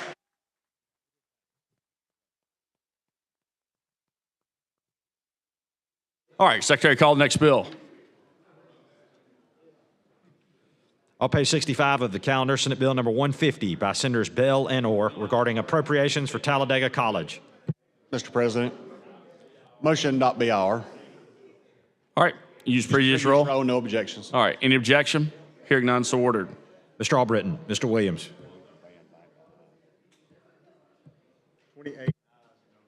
28 ayes, 0 nays. The BR is adopted. Secretary, call the bill.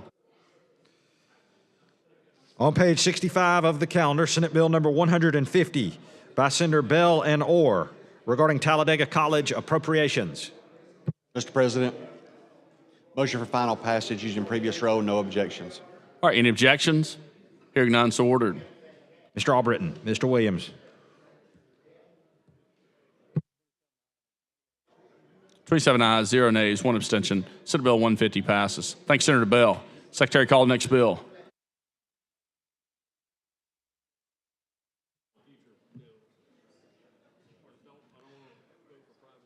On page 63 of the calendar, Senate Bill number 111 by Senator Orr regarding supplemental appropriations. BIR pending. Mr. President. Senator Orr. I'd move adoption of the BIR using the previous roll. All right, any objection? Hearing none, so ordered. Mr. Albritton. Mr. Williams.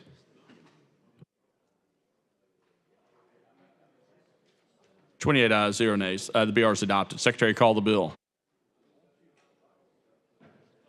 On page 63 of the calendar, Senate Bill number 111 by Senator Orr regarding supplemental appropriations. Committee substitute pending. Okay, Mr. President, at this time I'd move adoption of the committee substitute. Would you like to use previous roll? Using the previous roll, thank you. Any objection? Hearing none, so ordered. Mr. Albritton. Mr. Williams.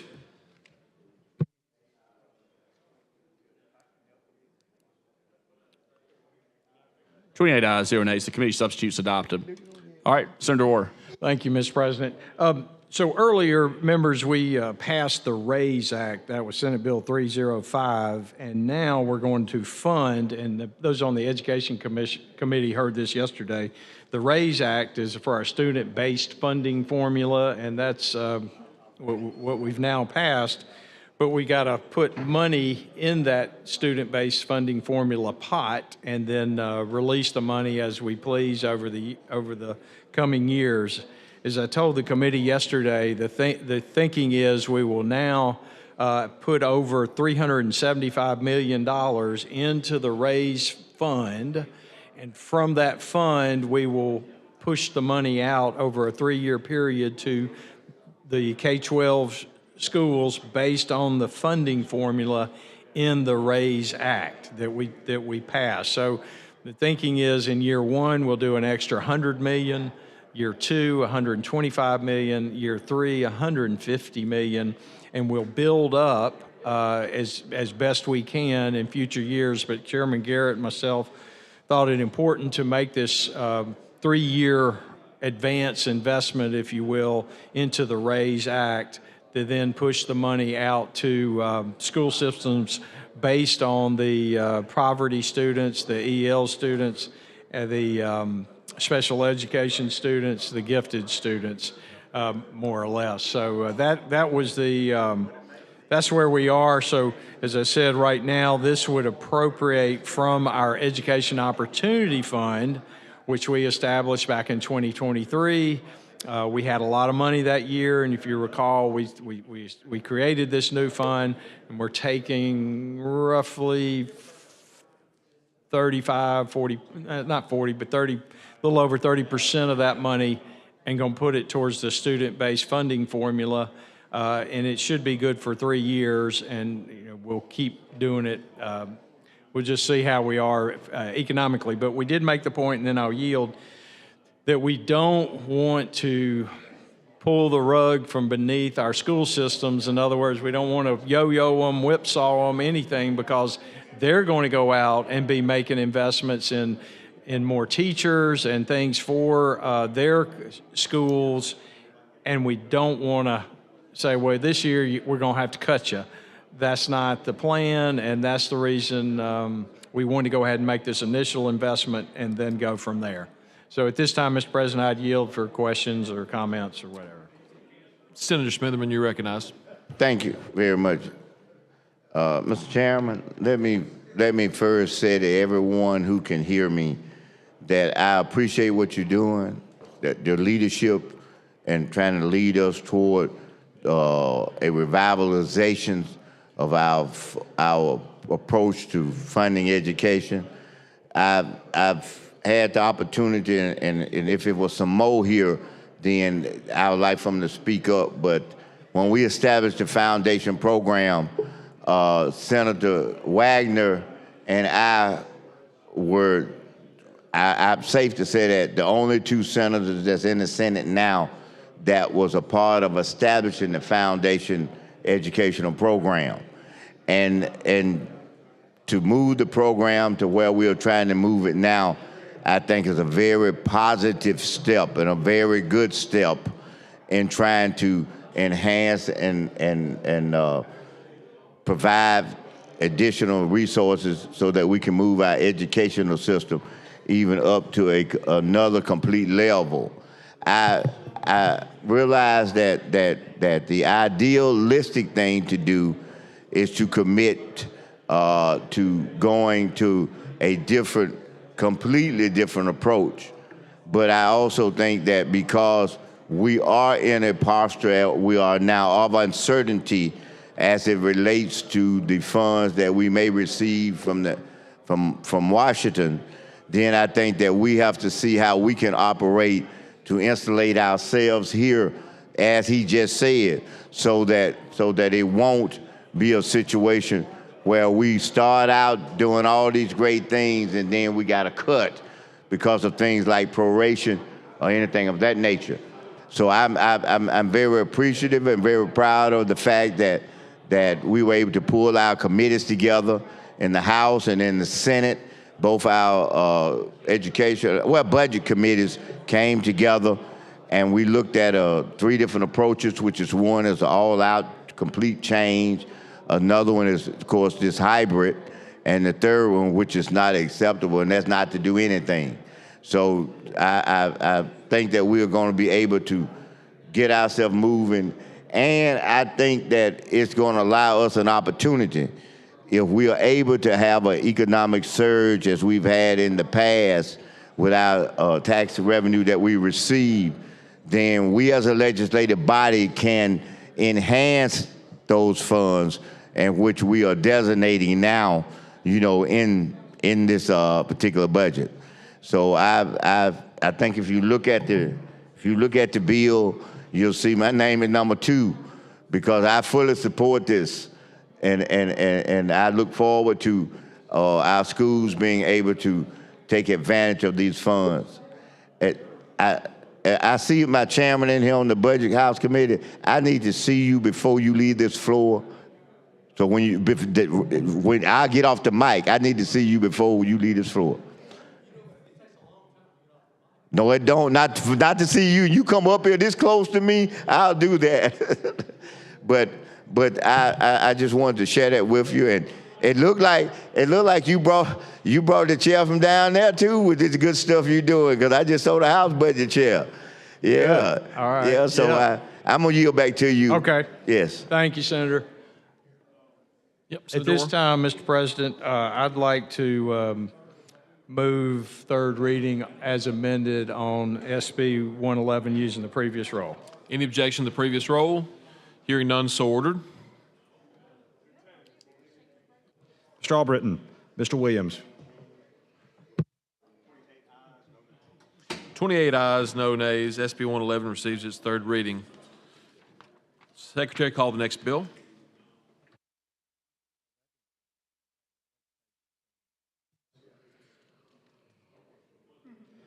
On page 64 of the calendar, Senate Bill number 114 by Senator Orr regarding supplemental appropriations. BR pending. Senator Orr. Mr. President, I'd move adoption of the BR using the previous roll. Any objection to previous roll? Hearing none, so ordered.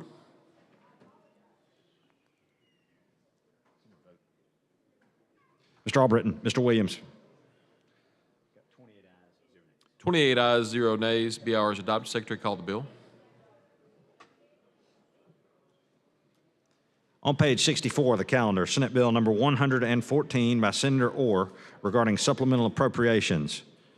Committee substitute pending. Mr. President, this time I'd move adoption of the committee substitute using the previous roll. Any objection to previous roll? You want to speak on the amendment? Have an understanding of what's in the substitute, that's all. Yeah, this is the one, Senator, that came through the committee yesterday, and it's the Advancement in Technology Fund. Okay. So each school got their percentage of the formula, and we talked about the Career Tech Grant program that's in the substitute. Oh, we've passed the RAISE Act. Y'all did that while I was taking the picture? We already passed the RAISE Act. Oh, I had questions for that one. Anyway. You can still ask them. Okay. I just been asked from some people who trying to understand more about what the RAISE Act does. Okay, going back to the RAISE Act. Yeah, if you would, just a couple of questions I wanted to ask. Okay. And we'll get past this motion here. I don't have a problem with this either. So you want to go ahead and move on with this one and then Well, we can, intervene or what? I'm fine either way. Well, let me just consider on a couple of questions, okay? In the RAISE Act, there are some timelines in there for applications and how these school systems must apply. Some of these superintendents are saying that based on trying to get budgets together, that this may be a process that may hinder. May I? Go ahead. In the RAISE Act, it's going to go automatically. There's no application. No applications on Not that. with the RAISE Act is our poverty and special education and EL. Correct. So you don't have to apply. The State Department will have your numbers for your school system, and it'll say you've got 100 poverty students in poverty and 50 EL, and based on all that, your school system is entitled to X amount of dollars under the formula, and that they'll push that on via their own initiative. There's no, I got to apply and beg for the money. Okay. It's automatic. It'll Gotcha. come. As long as we're funding it, and that's on us. We got to fund it. The other question that I had that came to me was on flexibility. And we talked Okay, about that yep. a lot in committee. Yep. And how exactly would this be more flexible for locals? Well, we actually added in the substitute from the floor just a few minutes ago about flexibility, and that was one thing Chairman Garrett was hearing a lot about in the House. So we added more flexibility language, Senator. So here's the or interpretation of the flexibility. Let's say you've got 100 poverty students, 50 EL, and 20 special education, and 5 gifted. We push $100,000 to your school system for that. You have the flexibility. You don't have to spend in the EL pot whatever the dollars were for EL, in the poverty pot whatever the pot. You have the flexibility to spend that $100,000 among all those student groups. Does that make sense? Among the student groups that drew down the money. What you couldn't do is something, this is an example, maybe comes to mind. Let's say your EL students are all soccer players. Right. And you go, well, that's EL, so let's improve our soccer field and spend the money on the soccer field. You can't, that's not flexibility we're allowing, but you spend it within the student groups. Maybe you decide among all that money, I want to spend more on the poverty group this year, or I want to spend more on the special ed and redo the special ed facility with the money that came from poverty. Some of it came from EL, but we really need it over here in special ed this year to help the campus or do whatever. You don't have to stay in the bucket that drew down the money. Does that make sense? Yeah, it makes sense. Well, I guess for me, okay, when I was imagining it, I thought, that we would put money into each one of those individual buckets. That's how it goes out. Right. Let's say, Go for out. instance, like you said, $100,000. What if I need $100,000 for poverty students? Well, you can do that. Again, I can get that, but then I still got this EL and I got, others over here. So now I got to just take this $100,000 and make it work for all of the categories. Well, you still get your base amount. You're still going I to get understand your that. I'm just talking about the over and Right, above amount. right. So I got my base, but I'm talking. So now I got to try to make that work. I think for me, I kind of imagined it based on student needs that we were hitting all of those. If we got poverty students, and I know poverty students could be EL, poverty students could be, gifted, poverty students could hit a lot of those buckets, and I guess that would be a common denominator in some of the schools would be the poverty students. Yes. Because some of them can be in all of those categories. Exactly. So again, we're just allowing the money to be moved by the local school board superintendent among the groups as they see fit, that it's not so rigid that if I get X for special ed, I have to spend X for special ed. I can, this year that they really need that equipment. They need something in the special ed department, and I got to pull a little bit from over here. Next year, new textbooks or technology over here with my poverty students or my EL, some computer program, whatever. Those guys, let it flex as the locals decide. That's what's going to move the needle the most for them, and that's what we did in the amendment to give them that, make sure they had that flexibility. All right. Was there any other thing significant in that since I missed it? The only other thing, we did add language to make sure that the school districts maintain their maintenance of effort for the federal, those with an IDA or a plan that they had to stay within that federal guidance. And then, but that's it more in a nutshell, Senator. It was that flexibility among the student groups that draw it down. Now, if you're not in one of those, what you can't do is if I've got 50% poverty and 50% not, let's just simplify that, we won't talk about the other groups. I can't take the poverty, the money that came down from the poverties, and let's say it's 1 or 2 schools in my school system, But then I got a real non-poverty school over here. I can't go spend it in my poverty. I mean, you may have 10 over here in this school. Right. If 90%'s over here in this school, it's got to stay here. Other than that little bit that can go over to the other because there's 10 kids over here. Is that language clear in the bill that Yes. it's to be done Yeah, that way? It's got to stay with the student groups that drew it down based on their basis. Can't take the flexibility and flex it all over your school. No. Can't, it's got to stay with those groups. You can move between the groups, but it's got to stay within the group. And the formula inside the A&T money is the flexibility is there. We still giving them that flexibility that they had in the past. Yeah, we hadn't changed the To be flexibility. able to utilize that. So that is some money they can flex with to do all over the school with whatever schools. Yeah, as you remember, A&T is technology, Exactly. security, and then CapEx, We gave bricks us and some mortar, for renovation, capital stuff. whatever. Right. Yeah. Okay. Let me see one of the other common questions I was asked.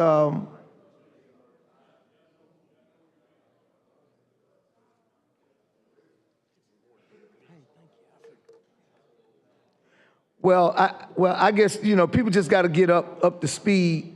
It's a lot to digest. Yes. But it'll be good, we think, for public education. And we did make, as I said, some technical amendments earlier that came in from the Ed family. And those were in the floor amendment, or floor substitute, I should say. Okay. We can go on and move your. Okay. We've got the committee substitute and the motion to adopt. So I'd ask to adopt the substitute from the committee and use the previous roll, Mr. Chairman. Any objection to using previous roll? Hearing none, so ordered. Mr. Albritton, Mr. Williams. 29 ayes, no nays. The substitute's adopted. All right. Senator Orr. All right, thank you, Mr. President. I have an amendment. Desk read and receive the amendment.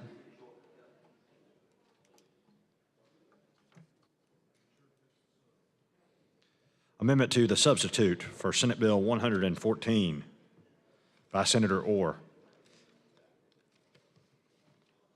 Okay. On page 6, after line 144, insert. On page 7, delete lines 176 through 177. On page 8, on line 201, insert the following. On page 8, after line 210, insert the following. On page 11, replace line 285 with the following.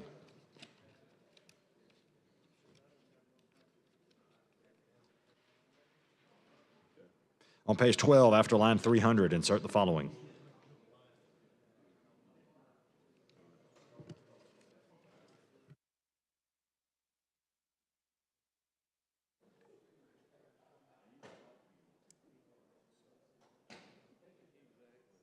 We're good? The amendment fits. Okay, thank you.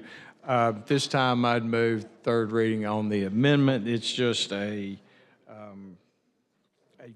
late arrival on request for earmarks and a technical clarification that came in from the state superintendent on All right. one Like to use, particular district. I'd move to adopt using the previous roll. all right. Any objection to previous roll? Hearing none, so ordered. Mr. Albritton. Mr. Williams.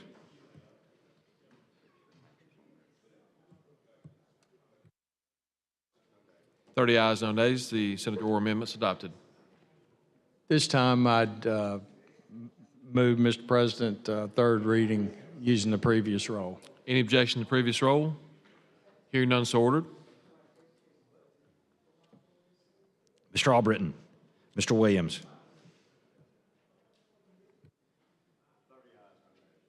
30 ayes, no nays. SB 114 receives its final passage. All right, Secretary, call the next bill on the special order calendar.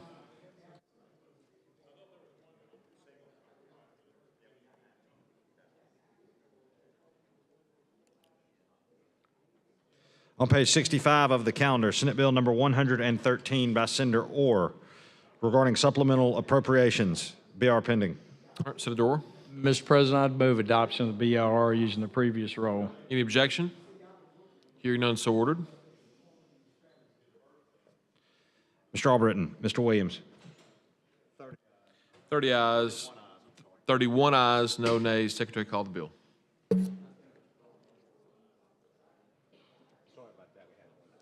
On page 65 of the calendar, Senate Bill number 113 by Senator Orr regarding supplemental appropriations. Committee substitute pending. This time, I'd move adoption of the committee substitute using the previous roll. Any objection? Hearing none, so ordered.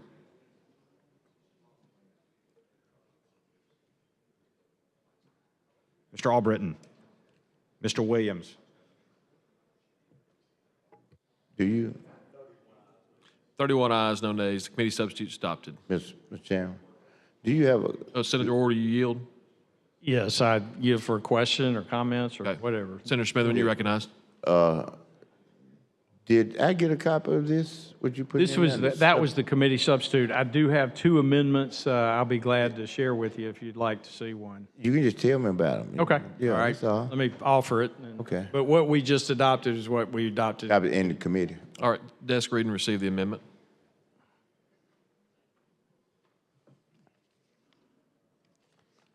Amendment to the substitute for Senate Bill 113 by Senator Orr. Replace line 39 on page 2 with the following. Replace line 67 on page 3 with the following. Replace line 74 on page 3 with the following. Replace line 178 on page 7 with the following.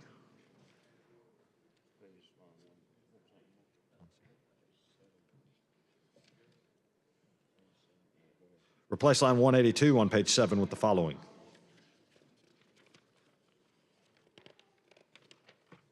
Replace lines 208 through 210 on page 8 with the following. Replace line 245 on page 9 with the following. Replace line 247 on page 9 with the following. Replace line 252 on page 9 with the following. Replace line 255 through 256 on page 10 with the following. All right, the amendment fits. All right, Senator Orr. So the gentleman across the way wanted to kind of get what's going on with this. The first item is regarding just language regarding charter school eligibility for receiving grant funds. The second thing is to increase the grant amounts or the total for grants under a program we started last year. A lot of your districts, I got the master list, participated in this under the Council of the Arts. It was pretty successful for the first year out of the gate. Next item, there was an added earmark for an amphitheater and cultural center in Winston County. Then under public health, there was a change in a plan that we funded in the budget as well, and it's getting its full requested amount. Next item, we had some clarification language with the Riverline program. And then next item, we had a new earmark for livestock judging. And then lastly, a change at the request of university regarding the allocation of its funds that it received no new money, but they just wanted a change and how it was to be spent. Mr. Chairman. Sir. All right, Senator Singerly, you I recognize. want to go back to this amphitheater. We're building an amphitheater for somebody out of the education budget?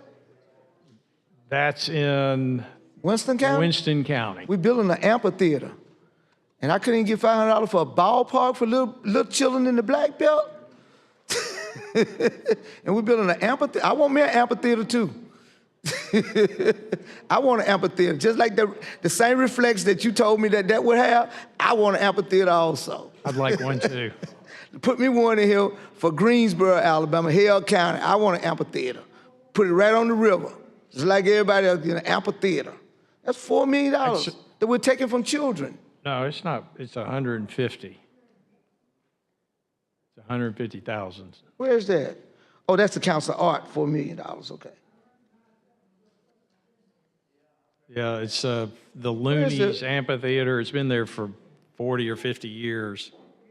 Are we still building it? No, we actually appropriated money to it several years ago. It's being totally redone, and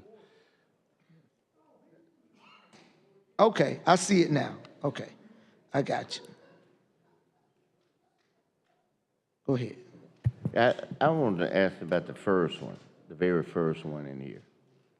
Explain that to me, would you? yeah, This charter school. right. That's to focus in on those charter schools in areas that have graded the school system where they're located. The presumption is, Senator, that if you're in an F school district, you know, you're in, not your school, but the district that you're in, you probably need more help, or a D graded school district with our school report card grading system that we have, or a C or B. So that was the thinking on that, to try to put the money where the district maybe needed more better options or alternatives, if that makes sense, to help in those areas. How much are we talking about? Do you know how much money? I do not know. I think it's just a grant program. I don't, in the supplemental, I think we appropriated $10 million for it to be spread among all the charter schools. Now, my only concern is this. I'm just taking the analysis that you gave, and I understand what you're saying. But in the same spirit, why can't we give some of that money to the public school that's got the D to pull it up instead of kicking it to the curve and say we got to bring something else in new because we got a D situation? Right. May I? Yeah, sure. Okay. We just So, talking. yeah, I don't so, know, Mike. It's your mic. I want to make sure you understand that. I'm not the resident authority on charter schools, but I think the thinking is on that the charter schools do not receive any local tax money. They are out. They get what we as a state appropriates, and this is a way to make up for the loss of local funds. Some places it's a lot, some places it ain't much at all. It's all over the map. In your area, it might be a lot. You got a lot of, big city, lots of revenues to help your local public schools with. But there's no obligation, and I know, probably Birmingham City Schools would like more money. They don't have so much. It's like, oh, well, let me give it to the charters. And that's the case around the state, that the public schools are going to keep their local public tax dollars for the local public schools, and there's not a lot of they got a lot of needs at the public schools, so there's not a lot of desire to hand it over some to the charter schools for their 400 or 500 or 600 students. My other question is, why we're not pushing those people that go to those schools to use the Choice Act? I mean, that's raw money there that they should be eligible for. Am I right? I couldn't, it'd be interesting to know, as Alabama experiences this, what the experience is with when the Choice Act comes online. What will that do to charter schools? It could very well, student gets his voucher, or call it what you will, and then goes over to a charter school, or may go to another public school out of district, or may go to a private school. But it's going to be interesting to see what that does do to charter schools. Do we have a mechanism in place that the people who get the choice money have to identify where they're going to school?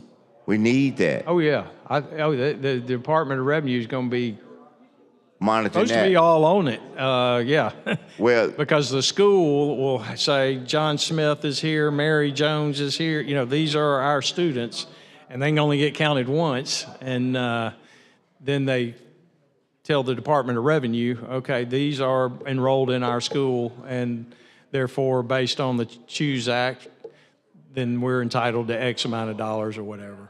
Can they give us a report after this year? They're supposed to, yes. So we'll know, and then even in that might assist us in identifying, because what I'm looking at is this, is that, number one, the kids that leave the public schools via the charter school, I mean, not charter, but the choice school route, and go to a non-public school, then the revenue at the public school is going to be minus when we do the count for the formula based on that.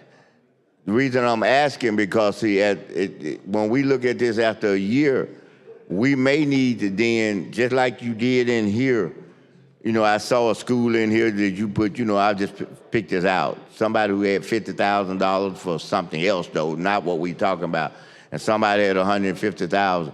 When I take that whole mindset, what I'm saying now is that once we get that information, if school I'm at, if we're down 25 people, and you can cross-reference them that they went to charter or private school, then I'm just using numbers. Then out of that 10 million, if that ends up being $5,000, I mean, I just use 5,000, then that school, somewhere in this process that we fund schools, should be bumped up, because they lost the student, they lost the money, and somebody else gained it over here where we designated money. Because otherwise, it'll be a double dip. You know, they'll get it, and we got to give it back to them too. And I know when you with budgets, you know, you understand what I'm saying. Exactly. Are we going to be able to kind of look at that? Absolutely. Okay. Absolutely. Mr. Fulford, behind my back, is we've had long conversations about that very question that you're honing in on, and you're spot on about that issue. Okay, good. Thank you very much. I just want to know about that. Thank you. Okay.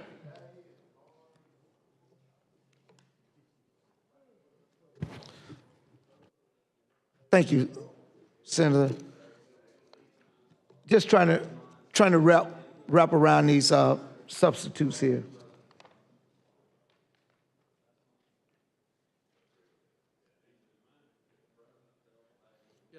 Okay, so this is a substitute to 113, right? Yes, sir. Okay. This $26 million down here for Auburn University, is this on top of what they? No, is this an that's adjusted not new money. amount? Yeah. This is an that's adjusted not- amount. Yes, that's not new money. They received $67,000 for a cattleman's livestock judging. Correct. So they had 26 million, but the 67 was added. Okay. So you added the 67 to the 26 million. Yes, sir. Gotcha. All right. That's what happened. Okay. And where's Kingdom College? That's in Headland, Henry County, I understand. Small school? Yes. Okay. Can't say that I've ever been to Headland. Never heard of it till now. Has it been in the budget all I think that? the gentleman over our PBM guru. Maybe that's where they're gonna be doing it. Be a new peel factory.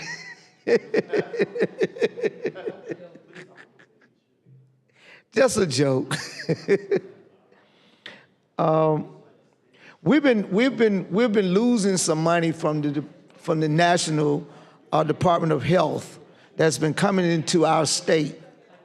Did we make any consideration at looking at our health department? I know that's not primarily education. Right. No, there are process. some, and we'll talk about it in the budget, but there are some improvements in the under the health department, and you'll see those in the budget. Yeah, because I want, we're losing some money come from over there, and those grants were doing some good stuff in our communities. Right. And I just wonder if there was a way that we could kind of fill in until we I don't get know if we straight- got the money to match the feds. I understand that, but at least to do some fillers. If you would like to stay on top of that and kind of see what we're losing, and they didn't come tell me, oh, we're losing it, we gotta, we need some more state dollars. The Department of Public Health hadn't done that, but if you in the interim in this coming year, and you're pretty astute at doing it, just watching, and if we lose federal dollars, let me know how we gonna make it up on the state State side. side, right. And working with Dr. Help me out here. Dr. Harris. Harris, yeah, Scott Harris, working with him and his people, Carolyn Byrne and others, to what can we do to help? I think that'd be a good thing. Okay, thank you. And I'm just going to ask this question off the cuff here, because we're dealing with a dismantling of the National Board of Education, Department of Education. Have we thought about what that looks like for the state? Yeah. And how that could affect us in our budgeting process, what we may have to take on? Because I understand, and I heard, I heard Governor Ivey say that we don't need big bureaucracy like what's up in Washington, but I can't see our state handling it without growing our bureaucracy to handle it. If it all came from the feds down to the state, with every department doing, because you got, Pell Grant and all of that stuff that has to be allocated if they're not going to do it at the federal level, if they're going to still have it. Are we equipped at our state to do that? And I asked Dr. Mackey that same question, and last week he was going up to D.C. to meet. I haven't met with him since he came back to give us an understanding of what that may look like. I would just like to have your concept of what you think I think it would it's look too like. early to tell what that means. Are they going to do block grants out to the states and just take away the personnel, a lot of the personnel at the U.S. Department of Education, and they just send it down without a lot of strings? Usually it's grant money, it's special ed money, and it's Title I money. Yes. And those are the three large buckets. So what Well, will you got happen? Title III on the higher ed side. That's a big big So bucket. what you see is the state picking up some of that slack as in the budget when we get there. One thing that we added, you remember late in the session that we were second to get the budget, we added the money for the breakfasts and Correct. stuff. And so that was in Governor Ivey's recommended budget. It's in there again in our Senate version. So that's an example of, we got it during COVID, the program kind of started, money ran out from the federal government. We saw that was a need, and we've picked up the cost for that to pay for that. So that's an example of maybe the future. I don't know. It's just too early to tell. Okay. Well, we'll move on through this. I just got probably some other questions when we get to the budget side of it. Okay. All right. Mr. President, I would move adoption of the amendment using the previous roll. All right, any objection? Hearing none, so ordered. Mr. Albritton, Mr. Williams. 31 ayes, 0 nays. Senator Orr, amendment's adopted. Senator Orr. I have a second amendment. All right, Secretary Reed received the amendment.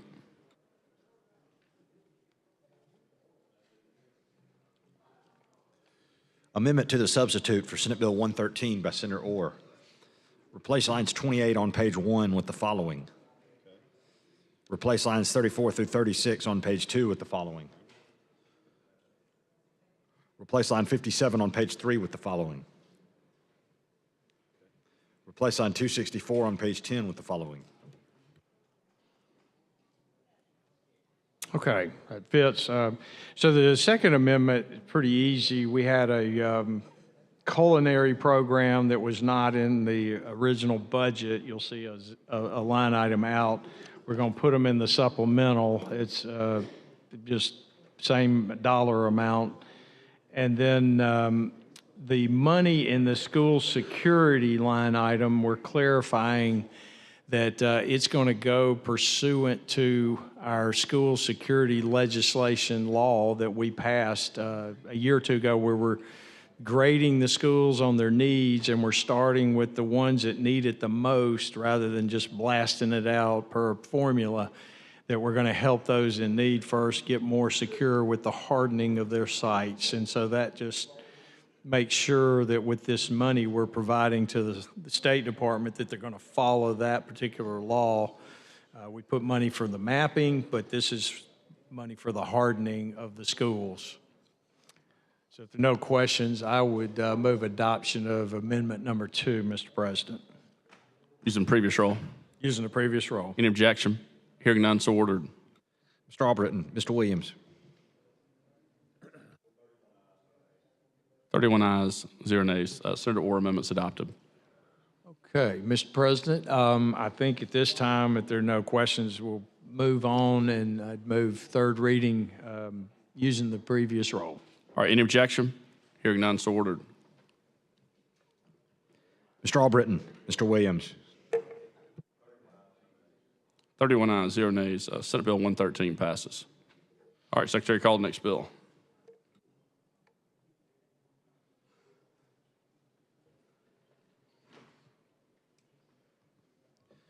On page 65 of the calendar, Senate Bill number 112 by Senator Orr regarding appropriations for the Education Trust Fund. Committee substitute pending.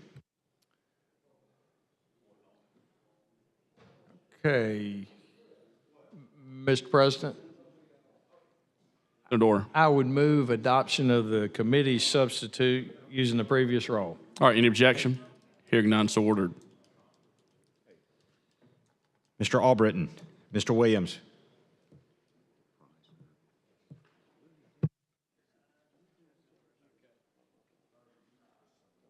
32 ayes, 0 nays. The committee substitute is adopted. Okay, we're going to go slowly now, and we've got the spreadsheets moving around.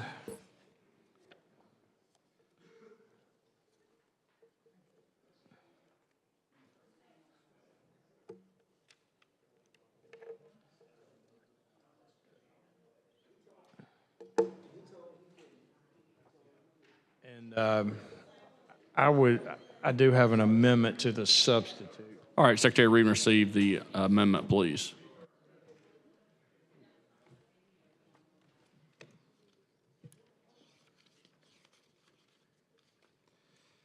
On page 17, line 467, remove $213,934,588 and $234,448,811 respectively, and insert in lieu thereof the following.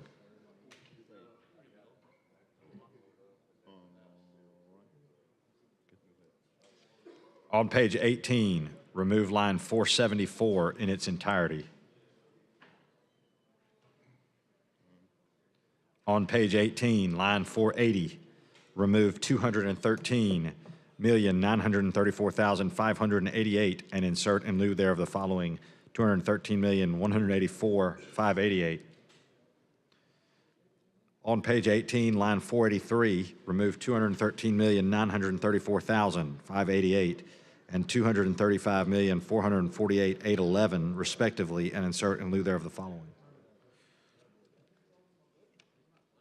On page 37, replace lines 880 through 884 with the following.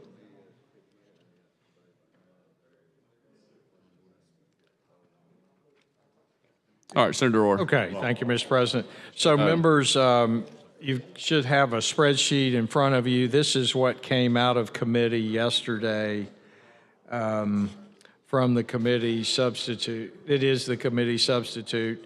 So rather than hitting every little line, I'll just slowly, we'll walk through the pages. If you have questions, you can come forward and ask or whatever, but these are the changes that are made over fiscal 25. that you see. The first item of note really on here is the changes moving the workforce, Department of Workforce. You see a lot of parentheticals over to the right. Those are all moved to the Department of Workforce. They used to be in the Department of Commerce, but they're now in the Department of Workforce. They don't go away per se, they just get moved. So we find the Workforce Department in the back end of the spreadsheet. So they're just shifting out of Commerce into what we now refer to as the Department of Workforce. Turning the page to page 2, not a lot to remark about there. Just some increases in prison education. Down at the bottom, dual enrollment.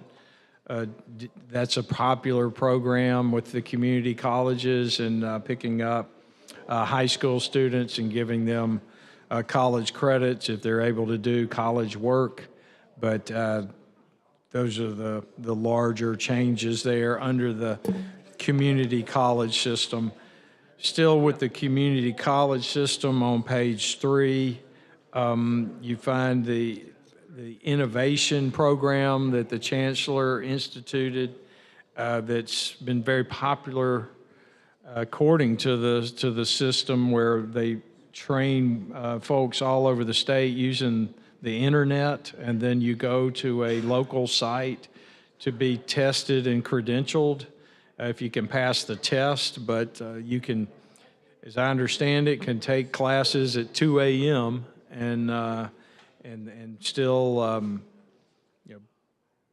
work on your credential after hours, et cetera. So that's this. that. And Mr. President, with the gentleman, the Innovation Center, sometimes I think that there are duplications with what the colleges does. And I guess I've been trying to wrap my mind around, because we put a lot of money in innovation, and some of these colleges are out here screaming that they are in need of funds, and a lot of money goes over into innovation, to the Innovation Center. And a lot of times that money doesn't seem to come out, based on what I'm hearing from some college presidents. You know, I know Innovation has its own programs that they operate and run, but they seem to be competitive sometimes with the schools.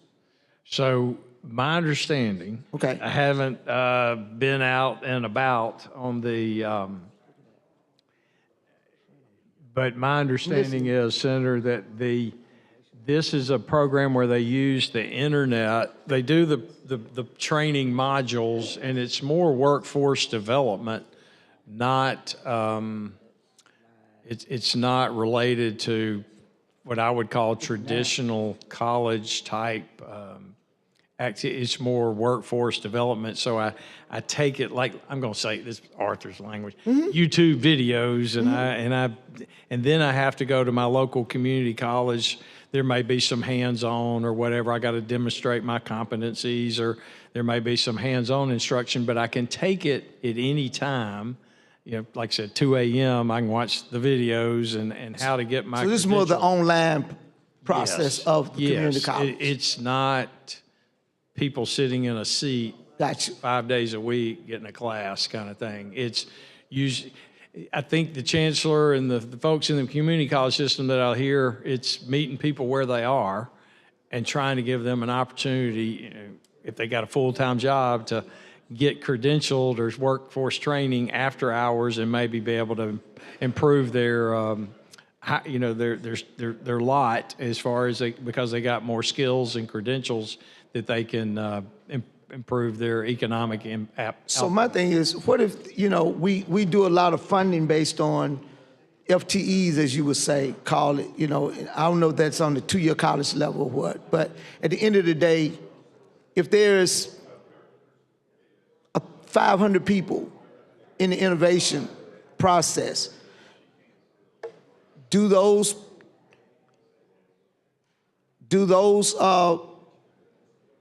numbers get counted with the junior college population in terms of the number of people that they have? Yeah, sometimes So if I hear you right, if I'm a student and I'm just taking 3 hours, do I count? Through the Innovation Center. Yeah, do I count the same as a full-time student over Yes. here that's taking 15 hours, a full load, or more or less? My understanding is, FTE is full-time equivalent. Equivalent, which right. means we're compressing and saying 3 hours a student, and you got 5 of them. Now we got 1 full-time student, full-time equivalent. Each one of these 5 are taking 3 hours. Well, that ain't 5 FTEs. Right. It's 1 FTE. 1 Because they FTE. getting, Okay. they're just 3-hour students, each one of those, compared to this guy over here. He's a full 15 hours he's taking. Okay. So that's how Dr. Purcell weights it out among them, trying to do that. Now, some of our university presidents, Senator, they love to say, oh, we've got 12,000 students. Mm-hmm. But they may not all be FTE students. Right. They got 12,000 people enrolled, and a lot of them may be taking 3 hours. You see what I'm saying? And so that's why I think some of these other schools, when you and I talked about FTEs earlier, some folks are not giving some real numbers. I don't know where some of these numbers are coming from, in terms of FTEs. Well, the FTEs are pure. Enrollment of headcount is not. That sometimes is a little bit. You got to dig beneath the headcount into the FTEs. You call it? Is the stock market crashing, or we got to sell, or we got to buy? $213. $213,000. He's getting. Yeah, I see it under this budget. Senator Hatcher, if I could see you a second, I got something to. Okay, cool. Gotcha. All right. Gotcha. Okay. All right, baby. All right, bye-bye.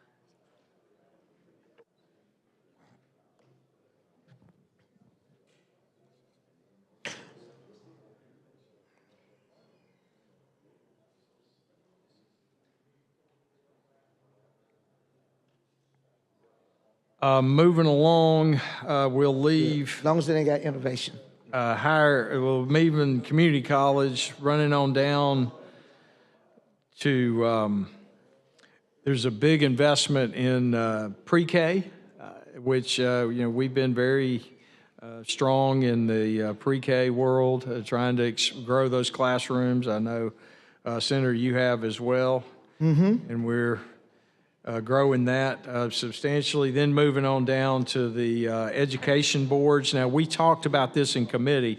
When we get into K-12, you're going to also see some big pluses and minuses, and that's where we have been funding at-risk students, EL students, and a little bit special ed. The superintendent has a fund to help high-needs special ed.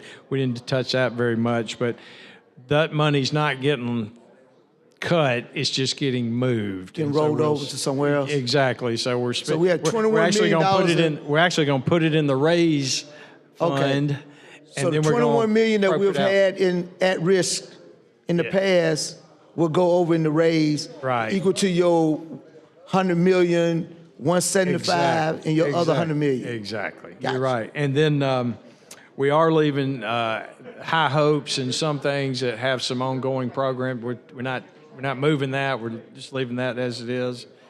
And so that's kind of what's happening. And then you find that on line 131 when it talks about RAISE Act program. That's what's happening there.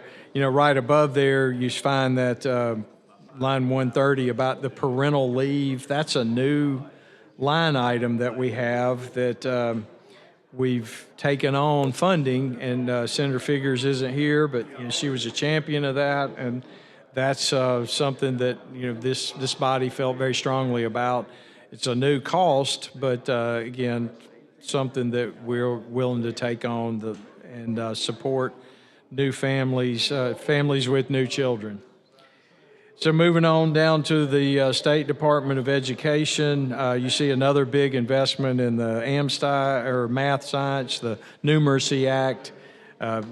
Still continuing on with literacy as well. When does the Numeracy Act kick in? Oh, it's kicked. It's already kicking. kicked. It's going up, as we roll it out statewide, bit by bit by bit, with the math coaches and all that. It's about, we're probably a year, maybe two from full implementation. Right. On literacy, we are at full implementation now. Now we're kind of in a maintenance mode. All right, turning the page 5, just various and sundry items there. And you see, now we do have a bill coming on line 189. There's the next bill up is the bill we had in committee yesterday about the principles and just making sure our state definition of poverty, the 75%, is the threshold that we have for extra funding for that, for principals in high poverty schools that we're going to do.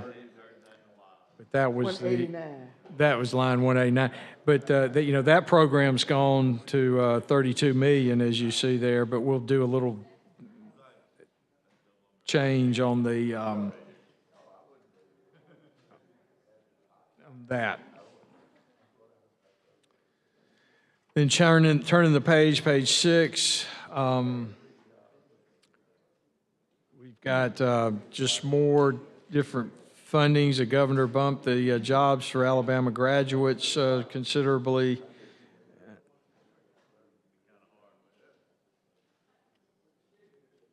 Special ed workers across the state. Page 7. We have, here's another one of those parentheticals, line 268, the gifted students earmarked, that'll move over to the RAISE Act. So we just shift that. All right, now Senator, here we are in public health. You had you thought it was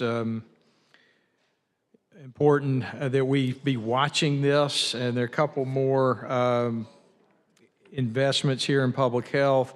The Teaching Health Center to help spread more doctors around the state. A new program with Impact Alabama. You're familiar with that organization, aren't you? Line 302.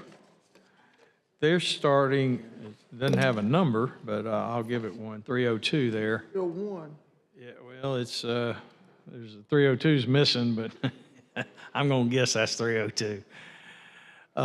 Anyway, that's a program that they are doing to help with families and their financial literacy and purchasing a home and working with their constituents and clientele to help bring more financial stability. And there are those in the body that thought that's very important to help them with getting home ownership, kind of like a Habitat program, but not Habitat. And but that's an organization, I think, in Birmingham. But again, they're working statewide. Then we've got the healthcare training here in Montgomery program, the rural dentistry program through UAB.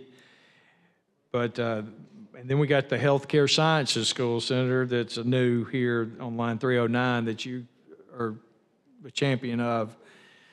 Starting that funding, you see 25 got a 0 because it didn't really exist much, and now coming online. Moving on, higher ed and AIC, we've got not a lot of movement, just little things in the program that are coming. One of the things is the new law enforcement offers Family Scholarship Fund that Governor Ivey initiated. Turning the page, not a lot of change there. On the, before you leave, the deferred maintenance program, is that I know we had one was HBCU deferred maintenance. Same program. Same program. Not Okay. changing. Coming on down,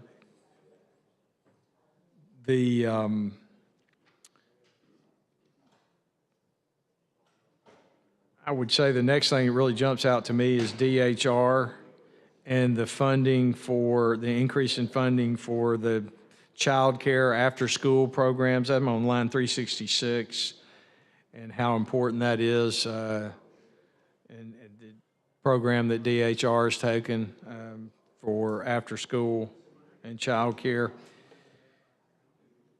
Coming on Senator Orr, do you down- mind if I recognize some guests in the Absolutely. gallery? If you'll please stand, the guests of Senator Price, Cleburne County leadership, welcome to the Alabama Senate.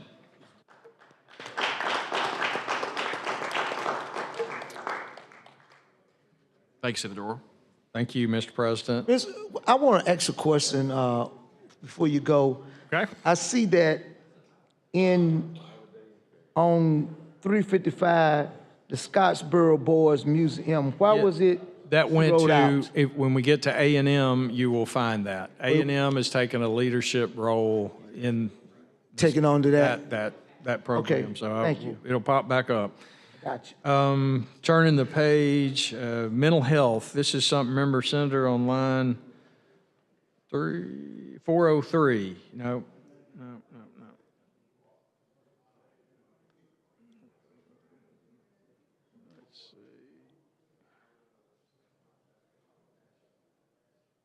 Oh, 403, the providers, to increase the rates for local providers that do the group homes and other things in mental health, how important that was to members.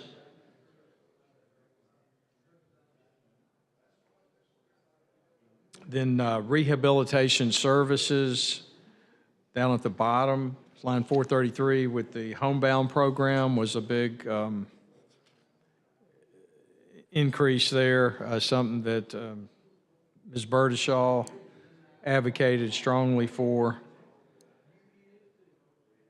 Then coming on to the next page, you have all those workforce department, usually, it used to be the Department of Labor, all popping back up on page 11. They pop back up. Then, Senator, if you, on line 473, down at the bottom of page 11, that's where we pop up the Scottsboro Museum is in there in the language of the budget that it's to be with the State Black Archives, but it is in the budget language. Turning on the page 12, we've talked about the collapsing of the earmarks at Alabama State. Not a lot of changes from what the governor recommended or the governor did. Is there any way, I mean, this number's been parked here, and I know that it's a private school, but it's been parked, miles have been parked at that 493 for some years. It couldn't be rounded up to at least 500,000. I know it's been parked at that number for years. And they're appreciative of it, but, and I know that it's a stretch, getting them in when we can get them in. Right. Understand that, but they've been in here for years. Okay. Through Well, A&M. We'll see what we can do next year. It's, I know I talked to the senator from that represents the Miles area, Western Jefferson County, and she was saying, "Are you sure Miles is in there?" I said, "Yes, ma'am. I'm sure it's in there for about." So. Right. I asked him for. And she watches that and makes sure, that Miles is supported. Right here. Senator, you and I started the Stillman thing several Exactly. years ago. They're not up to Miles's level. No, they're or, not. And Talladega's level, but Yeah, I like at least next time bump it up another 100 if we well, could. we passed it in the supplemental. You and did they that. doubled their on the cybersecurity piece, and I appreciate that. Correct. That is Stillman is trying to come back to grow it. Well, we need them to come back. And it needs, you know, it definitely needs some help over there. They need maintenance dollars, you know, in terms of trying to help with the dormitories, and they're doing some capital fundraising right now. I think they did Google did some work with them over on campus and gave them like $1 million to do some cybersecurity and do some other work. And they're trying to start a program to try to catch students in West Alabama. So I appreciate what you're doing, and I know one day we'll get there to where all of these schools could, you know, basically get approved for more funding. So hopefully we can get there one day. So moving on in higher ed, nothing much. Continuing on, just got a lot of increases, which is always good and welcome. Then AIDB and others, and thus concludes the story. Okay. And then I could talk a little bit about the amendment, if you. Okay. That's on the board. So that we had a request from a member from the Montgomery pre-K pilot program to move, no new dollars, no change. So that just moved from one place to another. Had a request regarding instruction money in the classrooms. Auburn had in the substitute had a $40,000 added for the youth cattlemen's program. Well, that moved under the State Department of Education. We also had a couple things like the National Computer Forensics Center got a small increase, Camp ASCA, Eagle Wing, Rainbow Omega. Then we increased money for the autism diagnostics that are happening across the state, and another one for the United Ability. So that's coming under mental health? That's Some of those under programs. rehab. Okay. Rehab services. And then we, that's pretty much it.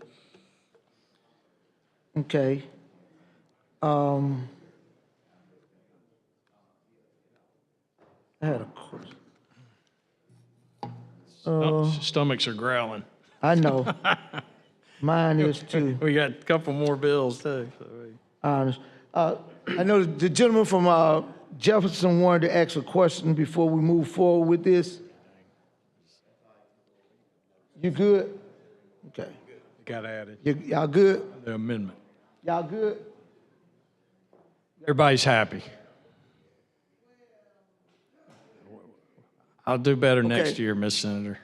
All right, we can move. All right, this time I'd like to move third reading, Mr. President, using the previous, or excuse me, the amendment using the previous roll. Okay, any objection? Hearing none, so ordered. Mr. Albritton, Mr. Williams. 32 ayes, no nays. The Senator Orr amendment's adopted. Senator Orr? Now I'd move third reading using the previous roll, Mr. President. Any objection? Hearing none, so ordered. Mr. Albritton, Mr. Williams.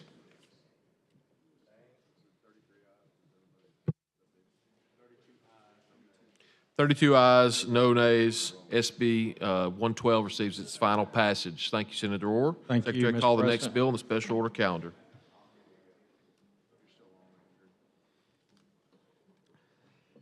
On page 67 of the calendar, Senate Bill number 303 by Senator Orr regarding School Principal Leadership and Mentoring Act, BR pending. Mr. President, I move adopting BIR using the previous roll, please. Any objection? Hearing none, so ordered. Mr. Albritton, Mr. Williams.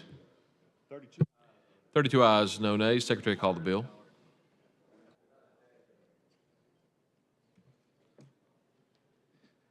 On page 67 of the calendar, Senate Bill number 303 by Senator Orr regarding the School Principal Leadership and Mentoring Act.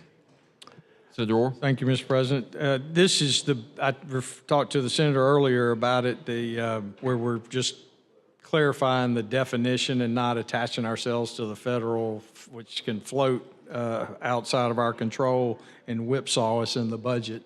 That being said, I'd move third reading using the previous roll. Any objection? Hearing none, so ordered. Mr. Albritton, Mr. Williams. 32 ayes, no nays. SB 303 receives its final passage. Secretary, call the next bill on the special order calendar.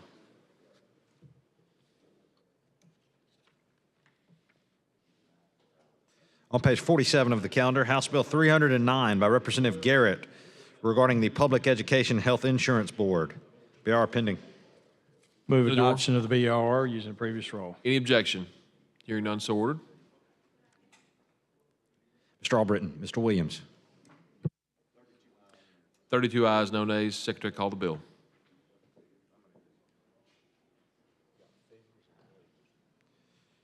On page 47 of the calendar, House Bill number 309 by Representative Garrett regarding the Education Employees Health Insurance Board. Senator Dorr. Thank you. This bill allows PHIP board to do potentially, not mandated, up to 5 years on their contracts, and the savings would be significant for us. So I'd move third reading using the previous roll. Any objection? Hearing none, so ordered. Mr. Albritton, Mr. Williams. 32 ayes, no nays. HB 309 receives its final passage. Secretary, call the next bill on the special order calendar.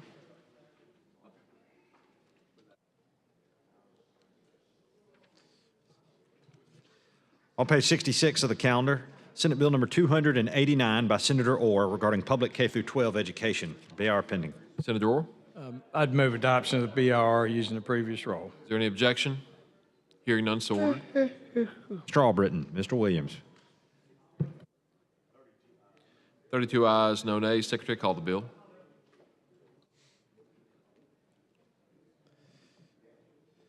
On page 66 of the calendar, Senate Bill number 289 by Senator Orr regarding public K through 12 education. Senator Orr. This bill is one we talked about in committee regarding the success sequence to help young people, and move third reading using the previous roll. Is there any objection? Hearing none, so ordered. Mr. Albritton, Mr. Williams. 32 ayes, no nays. SB 289 receives its third reading. Secretary, call the next bill on the Mr. special order President, calendar. before we call the next bill, may I have a point of personal privilege? You're recognized for a moment of Right. personal privilege. Let me say this, members. I just want to thank y'all for your support, I'll call it. And, it's an honor to do what I do. It's challenging, and this year has been a real challenge with the RAISE Act, but I wanted to thank you all. I'm not going to take any more of your time on a Thursday afternoon, but the door's always open if you got a question or something, and I don't have all the answers, but I can certainly find them. So thank you so much. Got all the money. Thank you, Senator Orr. All right, Secretary, call the next bill on the special order calendar. On page 27 of the calendar, House Bill number 127 by Representative Wilcox regarding the Board of Hearing Instrument Dealers. BR pending. Mr. President, move All for right, the Senator BR Sanders. use the previous roll without objection. Any objection? All right, hearing none, so ordered. Mr. Albritton, Mr. Williams. 32 ayes, no nays. Secretary, call the bill.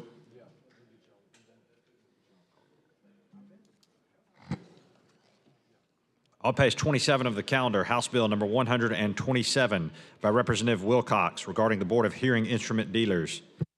Senator Singleton. Mr. President, move for third reading be dispensed with use of previous roll without objection. Any objection? Hearing none, so ordered. Mr. Albritton, Mr. Williams. 32 ayes, no nays. HB 127 receives its third reading. Thank you, Mr. President. Thank you, Senator Singleton. Secretary, call the next bill on the special order calendar. On page 29 of the calendar, House Bill number 129 by Representative Rafferty and Wilcox regarding the Board of Nursing Home Administrators. BR pending. Senator Singleton. Mr. President, move for the BR use of previous roll without objection. Any objection? Hearing none, so ordered. Mr. Albritton, Mr. Williams. 32 ayes, no nays. Secretary, call the bill. On page 29 of the calendar, House Bill number 129 by Representative Rafferty and Wilcox regarding the Board of Nursing Home Administrators. Mr. President, move for third reading be dispensed with use of previous roll without objection. Is there any objection? Hearing none, so ordered. Mr. Albritton, Mr. Williams. 32 ayes, no nays. HB 129 receives its third reading. Thank you, Senator Singleton. Secretary, call the next Thank you, bill Mr. President. on the special order calendar. On page 27 of the calendar, House Bill number 130 by Representative Rafferty and Wilcox regarding the Board of Licensure for Professional Geologists, BR pending. Senator Singleton. Mr. President, I move for the BR use of previous rule without objection. Any objection? Hearing none, so ordered. Mr. Well, y'all Albritton. rolling it. Mr. Albritton, Mr. Williams.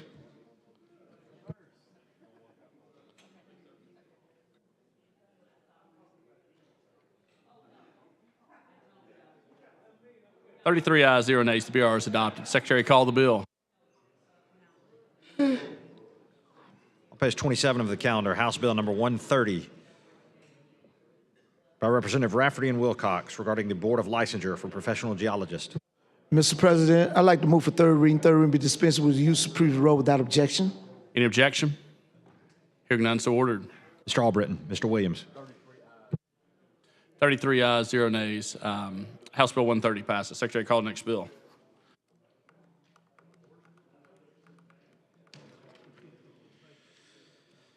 On page 29 of the calendar, House Bill number 131 by Representatives Rafferty and Wilcox regarding the Board of Athletic Trainers, BR pending. Mr. President, I move for the BR use of previous rule without objection. All right, any objection? Hearing none, so ordered. Mr. Albritton, Mr. Williams. 33 ayes, 0 nays. The BR is adopted. Secretary, call the bill. On page 29 of the calendar, House Bill 131 by Representative Rafferty and Wilcox regarding the Board of Athletic Trainers.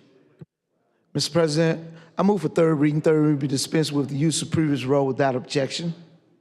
All right, any objection? Hearing none, so ordered. Mr. Albritton, Mr. Williams. 33 ayes, 0 nays. House Bill 131 passes. Thank you, Mr. President. Thank you.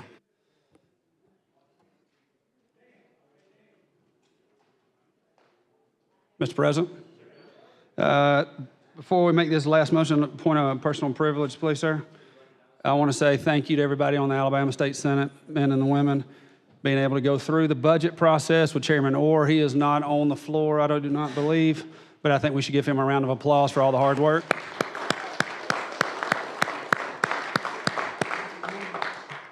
Mr. Leader, it's good when we work together, isn't it? We get things done. We appreciate it. I hope everyone has a good weekend. Enjoy yourself. Enjoy this sunshine. And, Mr. President, I'd like to make a motion to adjourn until Tuesday, April 15th at 2 p.m. All right, you heard the motion. All those in favor say aye. Let's work. Anybody opposed? We stand adjourned.